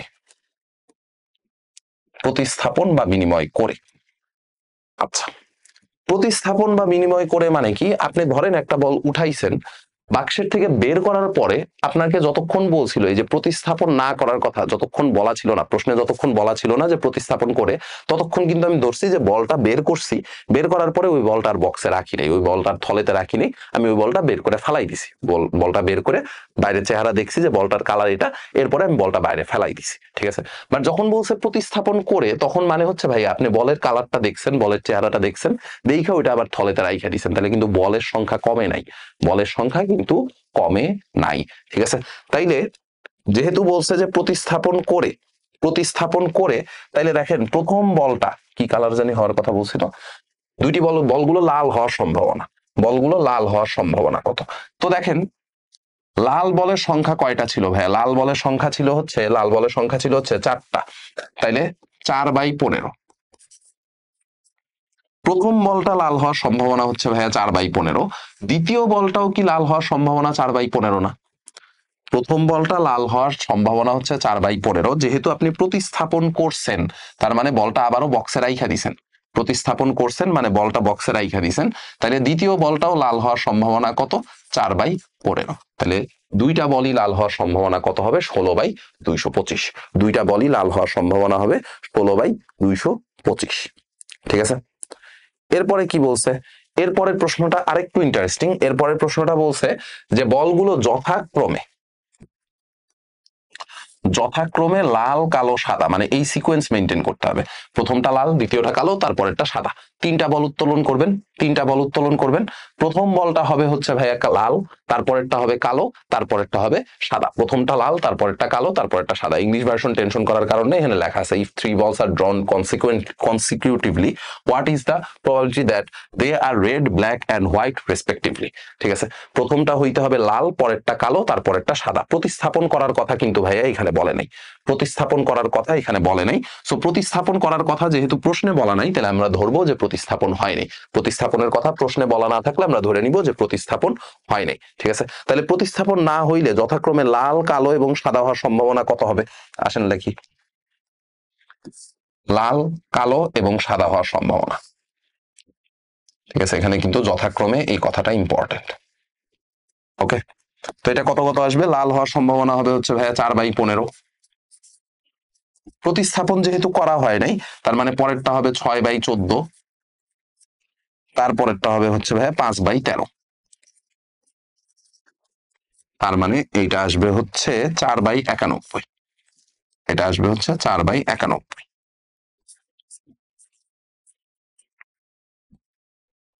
ঠিক আছে, এই হচ্ছে আমাদের বল সংক্রান্ত সম্ভাবনা।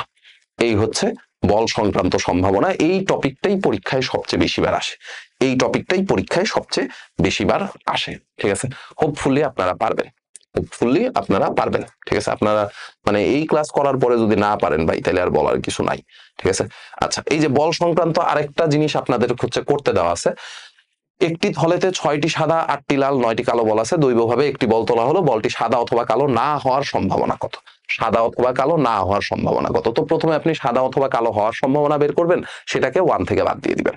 সাদা অথবা কালো হওয়ার সম্ভাবনা বের করবেন। সাদা অথবা কালো হওয়ার সম্ভাবনা কেমনে বের করব? সাদা হওয়ার সম্ভাবনা বের করব, কালো হওয়ার সম্ভাবনা বের করব, দুইটারে যোগ করে দিব। মাঝখানে যেহেতু অথবার কথা বলছে, তাহলে সাদা অথবা কালো দুইটারে যোগ করলেই সাদা অথবা কালো হওয়ার সম্ভাবনা বের হয়ে আসবে। তাহলে সাদা অথবা কালো না হওয়ার সম্ভাবনা কত হবে? 1 থেকে ওই সম্ভাবনাটা বাদ দিয়ে দিব, তাহলেই তো সাদা অথবা কালো না হওয়ার সম্ভাবনা কত সেটা বের হবে। ঠিক আছে, প্রতিস্থাপন না করে পরপর 5টি বল উত্তোলন করলে সবগুলো বল এইগুলা হচ্ছে পারবেন। ঠিক আছে, আগের অঙ্ক পারলে এটা পারবেন, এটা কোনো ব্যাপারই না। ঠিক আছে, আগেরটা পারলে এটা কোনো ব্যাপারই না। এবার আসেন আমাদের হচ্ছে পরের টাইপ, টাইপ 6। টাইপ 6 হচ্ছে ভাইয়া যাতায়াত সংক্রান্ত সম্ভাবনা। এক জায়গা থেকে আরেক জায়গায় যাবেন। ঠিক আছে, এক জায়গা থেকে আরেক জায়গায় যাবেন। সো এটা প্রথমটা হচ্ছে আমাদের বইয়ের প্রবলেম, যেটা আমি করাই দিব সেটা হচ্ছে বইয়ের প্রবলেম। পরেরটা আপনাদের করতে দিব এক স্টেপ বেশি আর কি। একজন লোক ঢাকা থেকে খুলনায় বাসে যাওয়ার সম্ভাবনা 2/5, খুলনা থেকে রাজশাহী ট্রেনে যাওয়ার সম্ভাবনা 5/8, প্রবাবিলিটি ট্রি আঁকো এবং রাজশাহীতে ট্রেনে যাওয়ার, সরি, লোকটির খুলনায় বাসে এবং রাজশাহীতে ট্রেনে যাওয়ার সম্ভাবনা কত? খুলনায় বাসে এবং রাজশাহীতে ট্রেনে যাওয়ার সম্ভাবনা কত? এই টাইপটাও সিকিউ এর জন্য ইম্পর্টেন্ট। ঠিক আছে, এই টাইপটাও সিকিউ এর জন্য ইম্পর্টেন্ট। ওকে, আচ্ছা, তো প্রশ্নটা প্রথমে ভালো মতো পড়েন। আপনার কাছে কিন্তু সম্ভাবনা দেওয়াই আছে, প্রবাবিলিটি ট্রি আঁকা কিন্তু আপনার জন্য সোজা। ঠিক আছে, প্রবাবিলিটি ট্রি আপনার জন্য আঁকাটা সোজা। ঠিক আছে, প্রথমে দেখেন, লোকটা ঢাকা থেকে খুলনায় যাবে, তাই না? লোকটা যাবে কোথায়? ঢাকা থেকে খুলনাতে। লোকটা যাবে হচ্ছে ঢাকা থেকে খুলনাতে। আচ্ছা, ভালো কথা। তো আপনি এখানে প্রথমে লিখলেন যে ঢাকা, ঢাকা থেকে এই লোক যাবে হচ্ছে খুলনাতে। ওকে, সো এখানে একটা বক্স করে ফেলাইলাম, এটা মনে করেন যে খুলনা।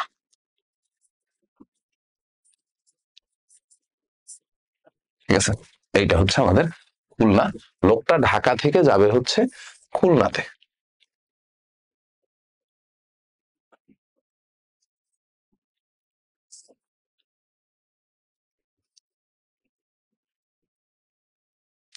ধরেন যে এরকম কিছু একটা,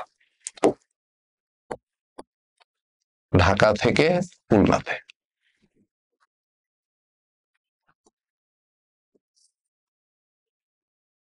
আচ্ছা, এই যে ঢাকা থেকে খুলনাতে যাইতেছে, তার জন্য বলছে যে বাসে যাওয়ার সম্ভাবনা হচ্ছে 2/5।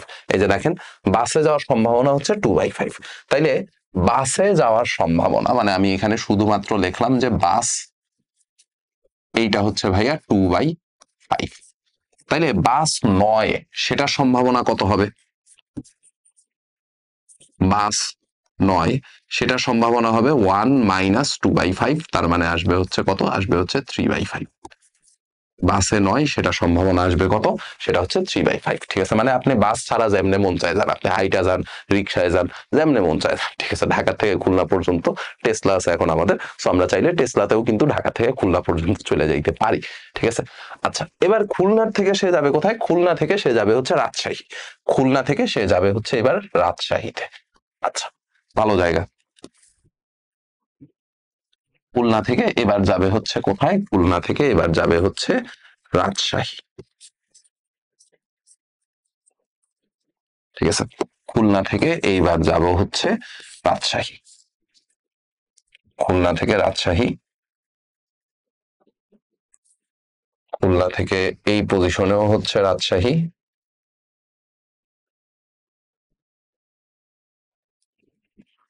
এই পজিশনেও হচ্ছে রাজশাহী।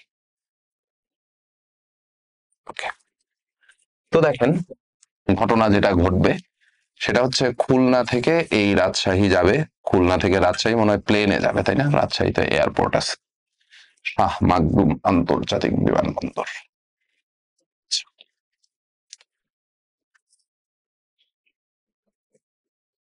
ওকে, তো খুলনা থেকে রাজশাহী যাবে হচ্ছে ট্রেনে, ভালো কথা ট্রেনে। তো ট্রেনে যাওয়ার সম্ভাবনা হচ্ছে ভাইয়া 5/8।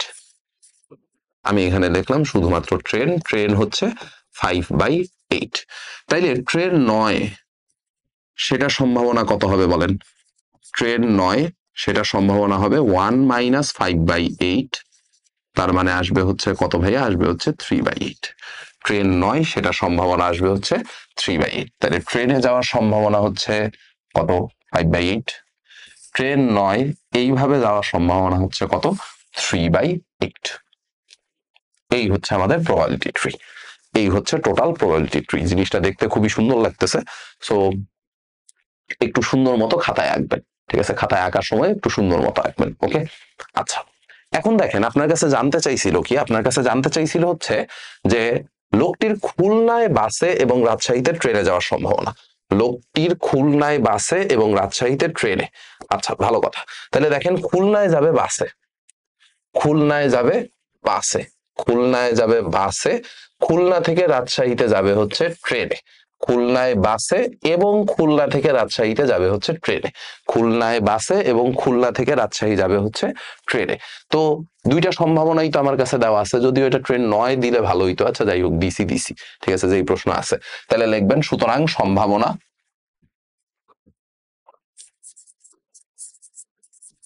দেখেন মাঝখানে যেহেতু ভাই আমরা এবং কথাটা ইউজ করতেছি, মাঝখানে যেহেতু এবং কথাটা ইউজ করতেছি, সো আমাদের দুইটা সম্ভাবনা কি করে দিতে হবে? দুইটা সম্ভাবনা সিম্পলি গুণ করে দিতে হবে, দুইটা সম্ভাবনা সিম্পলি গুণ করে দিতে হবে। তো বাসে যাওয়ার সম্ভাবনা হচ্ছে 2/5 ইন্টু ট্রেনে যাওয়ার সম্ভাবনা কত? ট্রেনে যাওয়ার সম্ভাবনা হচ্ছে 5/8। তো 5 কাইটা চলে যাবে, অ্যান্সার থাকবে হচ্ছে কত? অ্যান্সার থাকবে হচ্ছে 1/4।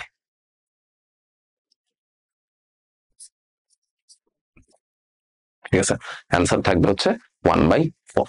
ওকে, জিনিসটা কিন্তু দেখতে সুন্দর, দেখতে সুন্দর প্লাস সহজ, দেখতে সুন্দর প্লাস সহজও, খুব একটা কঠিন কোনো কিছু না। ওকে, এইটুকু গেল। এরপরে আসেন এইটার এক স্টেপ বেশি, এইটার এক স্টেপ বেশি হচ্ছে এই প্রবলেমটা, এক স্টেপ বেশি। এক স্টেপ বেশি কেমনে দেখেন, বলছে আরশি চট্টগ্রাম থেকে, এখানে 3 স্টেপে অঙ্কটা করা লাগবে, 3 স্টেপে অঙ্কটা করা লাগবে। চট্টগ্রাম থেকে ঢাকায় বাসে যাওয়ার সম্ভাবনা, ঢাকা থেকে রাজশাহী ট্রেনে, আর রাজশাহী থেকে খুলনা প্লেনে।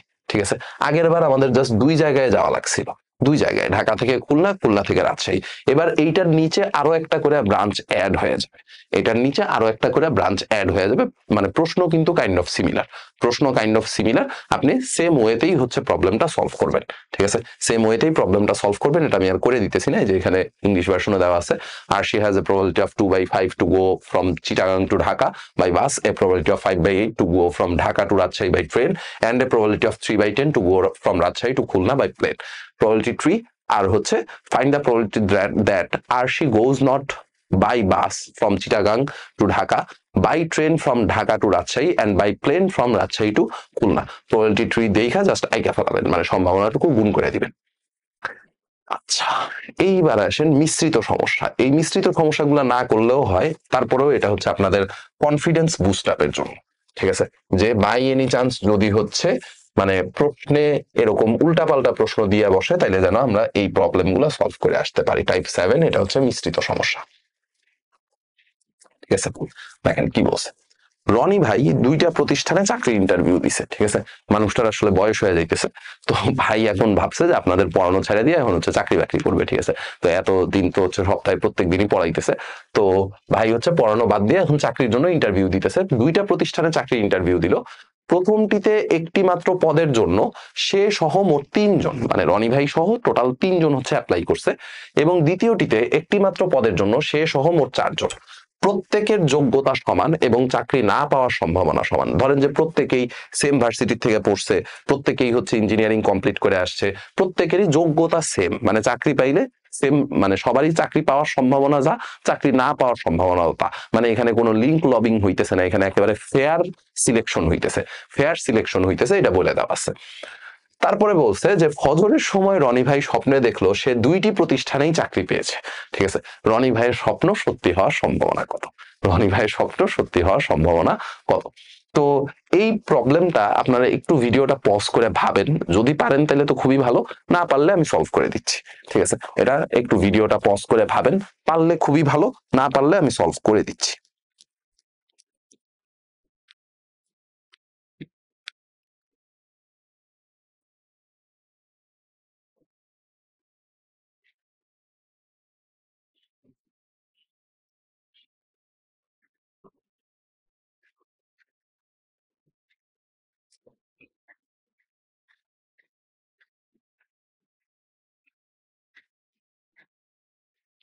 আচ্ছা, আসেন।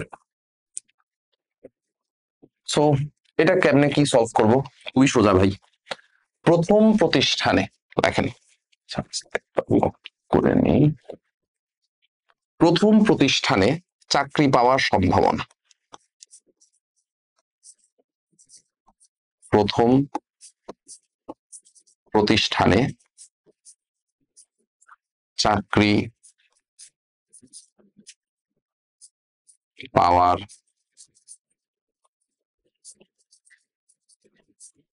সম্ভাবনা, প্রথম প্রতিষ্ঠানে চাকরি পাওয়ার সম্ভাবনা কত হবে বলেন? প্রথম প্রতিষ্ঠানে পদ কয়টা? একটা। পদ হচ্ছে একটা। টোটাল প্রার্থী কয়জন? টোটাল প্রার্থী হচ্ছে 3 জন। তাইলে প্রথম প্রতিষ্ঠানে চাকরি পাওয়ার সম্ভাবনা হচ্ছে 1/3। প্রথম প্রতিষ্ঠানে চাকরি পাওয়ার সম্ভাবনা হচ্ছে কত? প্রথম প্রতিষ্ঠানে চাকরি পাওয়ার সম্ভাবনা হচ্ছে 1/3।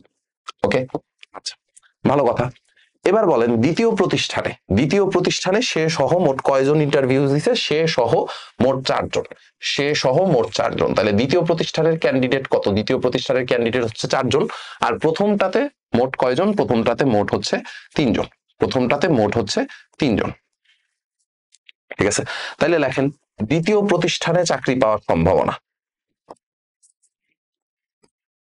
দ্বিতীয় প্রতিষ্ঠানে চাকরি পাওয়ার সম্ভাবনা। ওকে, সো দ্বিতীয় প্রতিষ্ঠানে চাকরি পাওয়ার সম্ভাবনা কত হবে বলেন? দ্বিতীয় প্রতিষ্ঠানে চাকরি পাওয়ার সম্ভাবনা হবে হচ্ছে ভাই 1/4। দ্বিতীয় প্রতিষ্ঠানে চাকরি পাওয়ার সম্ভাবনা 1/4। এবার বলেন ভাই স্বপ্নে দেখছে, ফজরের সময় স্বপ্নে দেখছে সে 2টা প্রতিষ্ঠানেই চাকরি পাইছে। 2টা প্রতিষ্ঠানে চাকরি পাইছে মানে কি? প্রথমটাতেও চাকরি পাইছে এবং দ্বিতীয়টাতেও চাকরি পাইছে, তাই না? প্রথমটাতেও চাকরি পাইছে এবং দ্বিতীয়টাতেও চাকরি পাইছে। সো তার খুশি হওয়ার সম্ভাবনা জানতে চাইছিল মনে হয়, না স্বপ্ন সত্যি হওয়ার সম্ভাবনা। সুতরাং স্বপ্ন সত্যি হওয়ার সম্ভাবনা, স্বপ্ন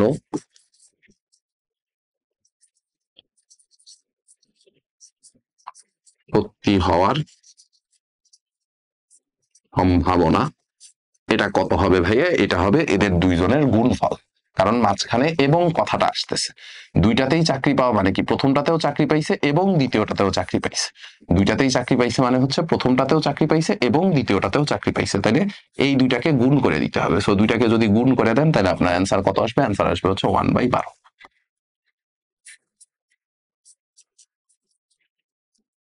ঠিক আছে, প্রবলেম যত বড়, প্রবলেমের সলিউশন তার চেয়ে ছোট। ঠিক আছে, প্রবলেম যত বড়, সলিউশন তার চেয়ে অনেক ছোট। ওকে, ঠিক আছে। তো এরপরে আসেন পরের প্রবলেমটা। পরের প্রবলেমটা বলছে মমিত ভাই আরেকজন বয়োজ্যেষ্ঠ মানুষ, মমিত ভাই 2টি প্রতিষ্ঠানে চাকরির ইন্টারভিউ দিল। প্রথমটিতে একটি মাত্র পদের জন্য সে সহ মোট 8 জন এবং দ্বিতীয়টিতে একটি মাত্র পদের জন্য সে সহ মোট 12 জন। প্রত্যেকের যোগ্যতা সমান এবং চাকরি না পাওয়ার সম্ভাবনা সমান। অন্তত একটি চাকরি হলেও মমিত ভাই খুশি, ভাইয়ের খুশি হওয়ার সম্ভাবনা কত? ঠিক আছে, অন্তত একটা চাকরি পাইলেও ভাই খুশি হয়ে যাবে। তো ভাইয়ের খুশি হওয়ার সম্ভাবনা কত সেটা জানতে চাইছে। এখানেও ভিডিওটা পজ করে একটু ভাবেন যে আসলে খুশি হওয়ার সম্ভাবনা কত।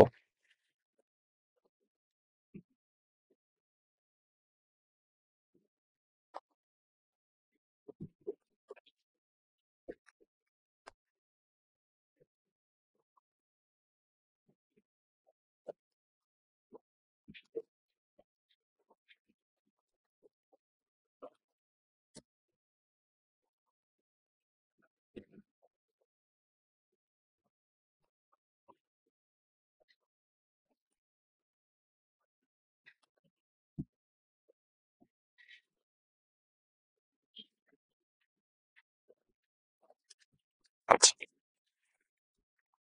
তো দেখেন এটাও কেমনে সলভ করব। দুইটা প্রতিষ্ঠানে চাকরির ইন্টারভিউ দিছে, অন্তত একটি চাকরি হলেও ভাই খুশি, তাই না? অন্তত একটি চাকরি হলেও খুশি, অন্তত একটি চাকরি হলেও খুশি। ঠিক আছে, যে কোনো একটাতে চাকরি হইলে হইছে, দুইটা হইলে তো ভালো, বাট অন্তত একটা হইলেও খুশি। ঠিক আছে, অন্তত একটা হইলেও খুশি। আচ্ছা, এটা কেমনে কি করব?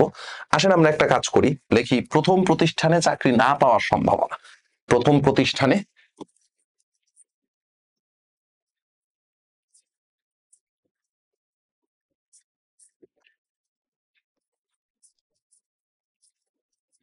চাকরি না পাওয়ার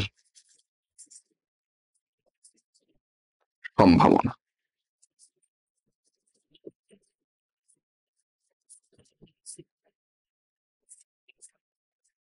দেখেন প্রথমটাতে চাকরি পাওয়ার সম্ভাবনা কত হবে বলেন? প্রথমটাতে চাকরি পাওয়ার সম্ভাবনা কত? প্রথমটাতে পরীক্ষা দিছে মোট 8 জন, প্রথমটাতে পরীক্ষা দিছে মোট 8 জন একটা মাত্র পদের জন্য। তাহলে প্রথমটাতে চাকরি পাওয়ার সম্ভাবনা হচ্ছে 1/8, না পাওয়ার সম্ভাবনা হবে 1 - 1/8, তার মানে হবে হচ্ছে ভাইয়া কত? তার মানে হবে 7/8। ঠিক আছে, প্রথমটাতে না পাওয়ার সম্ভাবনা হচ্ছে 7/8। ওকে, প্রথমটাতে চাকরি না পাওয়ার সম্ভাবনা হচ্ছে 7/8। ঠিক আছে, সিমিলারলি দ্বিতীয় প্রতিষ্ঠানে চাকরি না পাওয়ার সম্ভাবনা কত সেটা বের করেন। দ্বিতীয় প্রতিষ্ঠানে চাকরি না পাওয়ার সম্ভাবনা কত সেটা বের করেন। ঠিক আছে, আমরা এখানে না পাওয়ার সম্ভাবনা নিয়ে কাজ করতেছি। দ্বিতীয় প্রতিষ্ঠানে চাকরি না পাওয়ার সম্ভাবনা কত সেটা বের করব। দ্বিতীয় প্রতিষ্ঠানে চাকরি না পাওয়ার সম্ভাবনা কত হবে বলেন? দ্বিতীয় প্রতিষ্ঠানে চাকরি না পাওয়ার সম্ভাবনা, দ্বিতীয় প্রতিষ্ঠানে পাওয়ার সম্ভাবনা কত? 1/12। তাহলে না পাওয়ার সম্ভাবনা কত হবে? না পাওয়ার সম্ভাবনা হবে 1 - 1/12। দ্বিতীয় প্রতিষ্ঠানে মোট পরীক্ষা দিছিল কয়জন? মোট ইন্টারভিউ দিছে 12 জন। তাহলে চাকরি একজনের পাওয়ার সম্ভাবনা কত? 1/12। চাকরি না পাওয়ার সম্ভাবনা কত হবে? 1 - 1/12। তার মানে এইটা আসবে হচ্ছে ভাইয়া 11/12। ঠিক আছে, এখন দেখেন সে প্রথমটাতেও চাকরি পায় নাই, সেই সম্ভাবনাটা বের করে রাখছি। দ্বিতীয়টাতেও চাকরি পায় নাই, সেই সম্ভাবনাটাও বের করে রাখছি। ঠিক আছে, তাইলে একটিতেও চাকরি না পাওয়ার সম্ভাবনা, বা এমনিও লিখতে পারেন যে দুইটি প্রতিষ্ঠানেই চাকরি না পাওয়ার সম্ভাবনা, দুইটি প্রতিষ্ঠানেই চাকরি না পাওয়ার সম্ভাবনা, দুইটি প্রতিষ্ঠানেই চাকরি না পাওয়ার সম্ভাবনা, সেটা কত হবে ভাইয়া? সেটা হবে 7/8, 7/8 ইন্টু 11/12। দুইটা প্রতিষ্ঠানেই চাকরি পায় নাই, এই কথার মানে কি? প্রথমটাতেও চাকরি পায় নাই এবং দ্বিতীয়টাতেও চাকরি পায় নাই। তো মাঝখানে এবং আসলে কি করতে হয়? ঘটনা দুইটা গুণ করতে হয়। তাহলে 7 11 77, 8 12 96। 7 11 77, 8 12 96। তাইলে অন্তত একটি প্রতিষ্ঠানে চাকরি পাওয়ার সম্ভাবনা কত হবে? 1 থেকে এটা বাদ দিয়ে দিব। অন্তত একটি প্রতিষ্ঠানে, সুতরাং অন্তত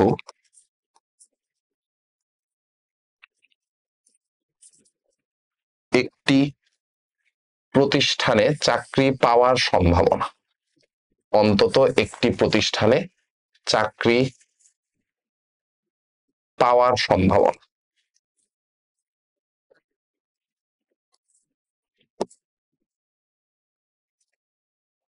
অন্তত, অন্তত একটি প্রতিষ্ঠানে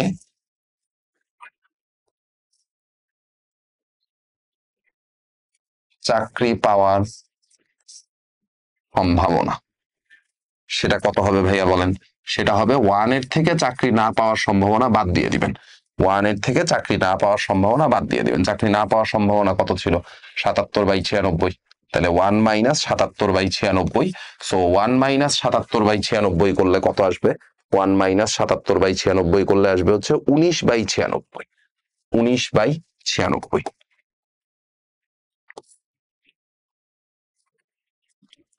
19/96। ঠিক আছে, তো একটাতে চাকরি হইলেই তো ভাই খুশি, তাই না?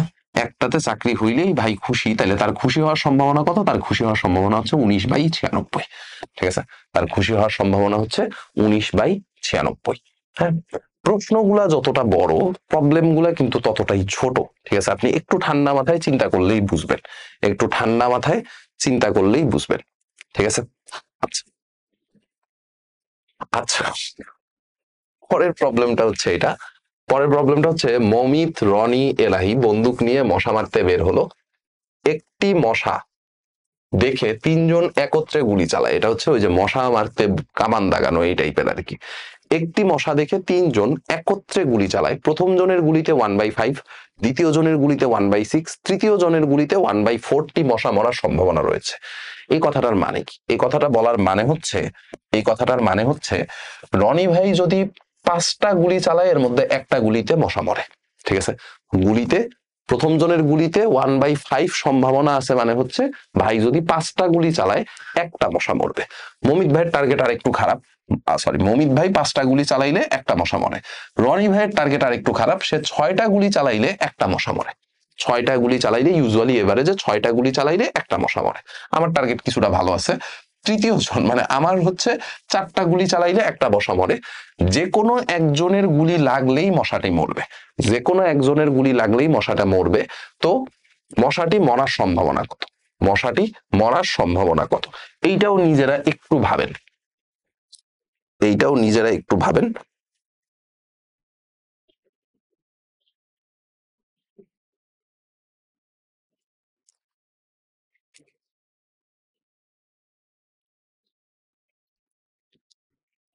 ভাবছেন? আচ্ছা, প্রথমে আমরা যেই কাজটা করব, যে প্রথম জনের গুলি না লাগার সম্ভাবনা কত সেটা বের করব। প্রথম জনের গুলি না লাগার সম্ভাবনা কত সেটা বের করব। তাহলে লেখেন, প্রথম জনের গুলি, মানে রনি ভাই না মমিত ভাই মনে হয় প্রথমে, আচ্ছা যাই হোক, প্রথম জনের গুলি না লাগার সম্ভাবনা।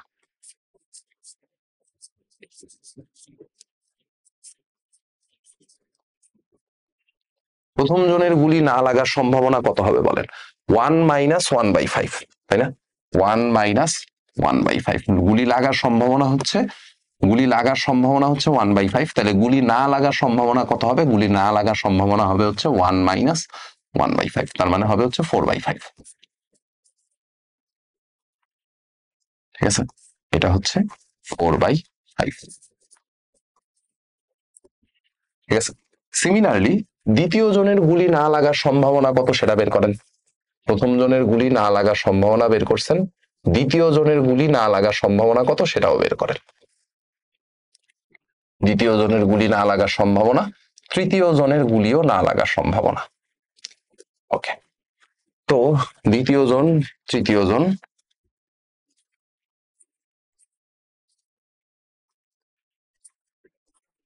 প্রথম জনের গুলিও লাগে নাই, দ্বিতীয় জনের গুলিও লাগে নাই, তৃতীয় জনের গুলিও লাগে নাই, এই জিনিসটুকু দেখব। তো দ্বিতীয় জনের গুলি না লাগার সম্ভাবনা কত সেটা বের করেন। দ্বিতীয় জনের গুলি না লাগার সম্ভাবনা কত সেটা বের করেন। দ্বিতীয় জনের গুলি না লাগার সম্ভাবনা কত? 1 - 1/6, তার মানে এটা আসবে হচ্ছে 5/6। তৃতীয় জনের গুলি না লাগার সম্ভাবনা কত? তৃতীয় জনের গুলি না লাগার সম্ভাবনা, তৃতীয় জনের গুলি না লাগার সম্ভাবনা হচ্ছে 1 - 1/4, 1 - 1/4, তার মানে এটা হবে হচ্ছে 3/4। তাইলে অন্তত একটি গুলিও না লাগার সম্ভাবনা, অন্তত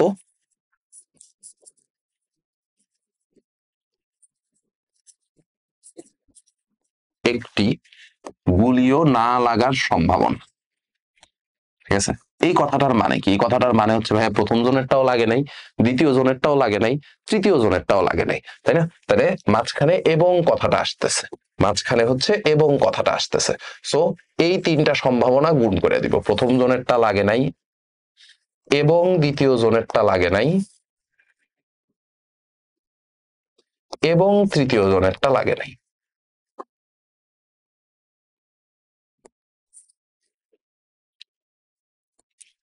প্রথম জনেরটা লাগে নাই, এবং দ্বিতীয় জনেরটা লাগে নাই, এবং তৃতীয় জনেরটা লাগে নাই। তাইলে তাইলে এটা কত আসে বলেন? 4 4 কাইটা চলে যায়, 5 5 কাইটা চলে যায়, 3/6 থাকে, 3/6 মানে হচ্ছে হাফ। ঠিক আছে? তাইলে মশাটার মরার সম্ভাবনা কত হবে বলেন তো? অন্তত একজনেরটা লাগলেই তো মরবে, তাই না? অন্তত একজনেরটা লাগলেই মরবে। একটা গুলিও লাগে নাই, সেটার সম্ভাবনা হচ্ছে হাফ। তাইলে অন্তত একটা গুলি লাগার সম্ভাবনা মানে মশাটার মরার সম্ভাবনা কত? সুতরাং মশাটি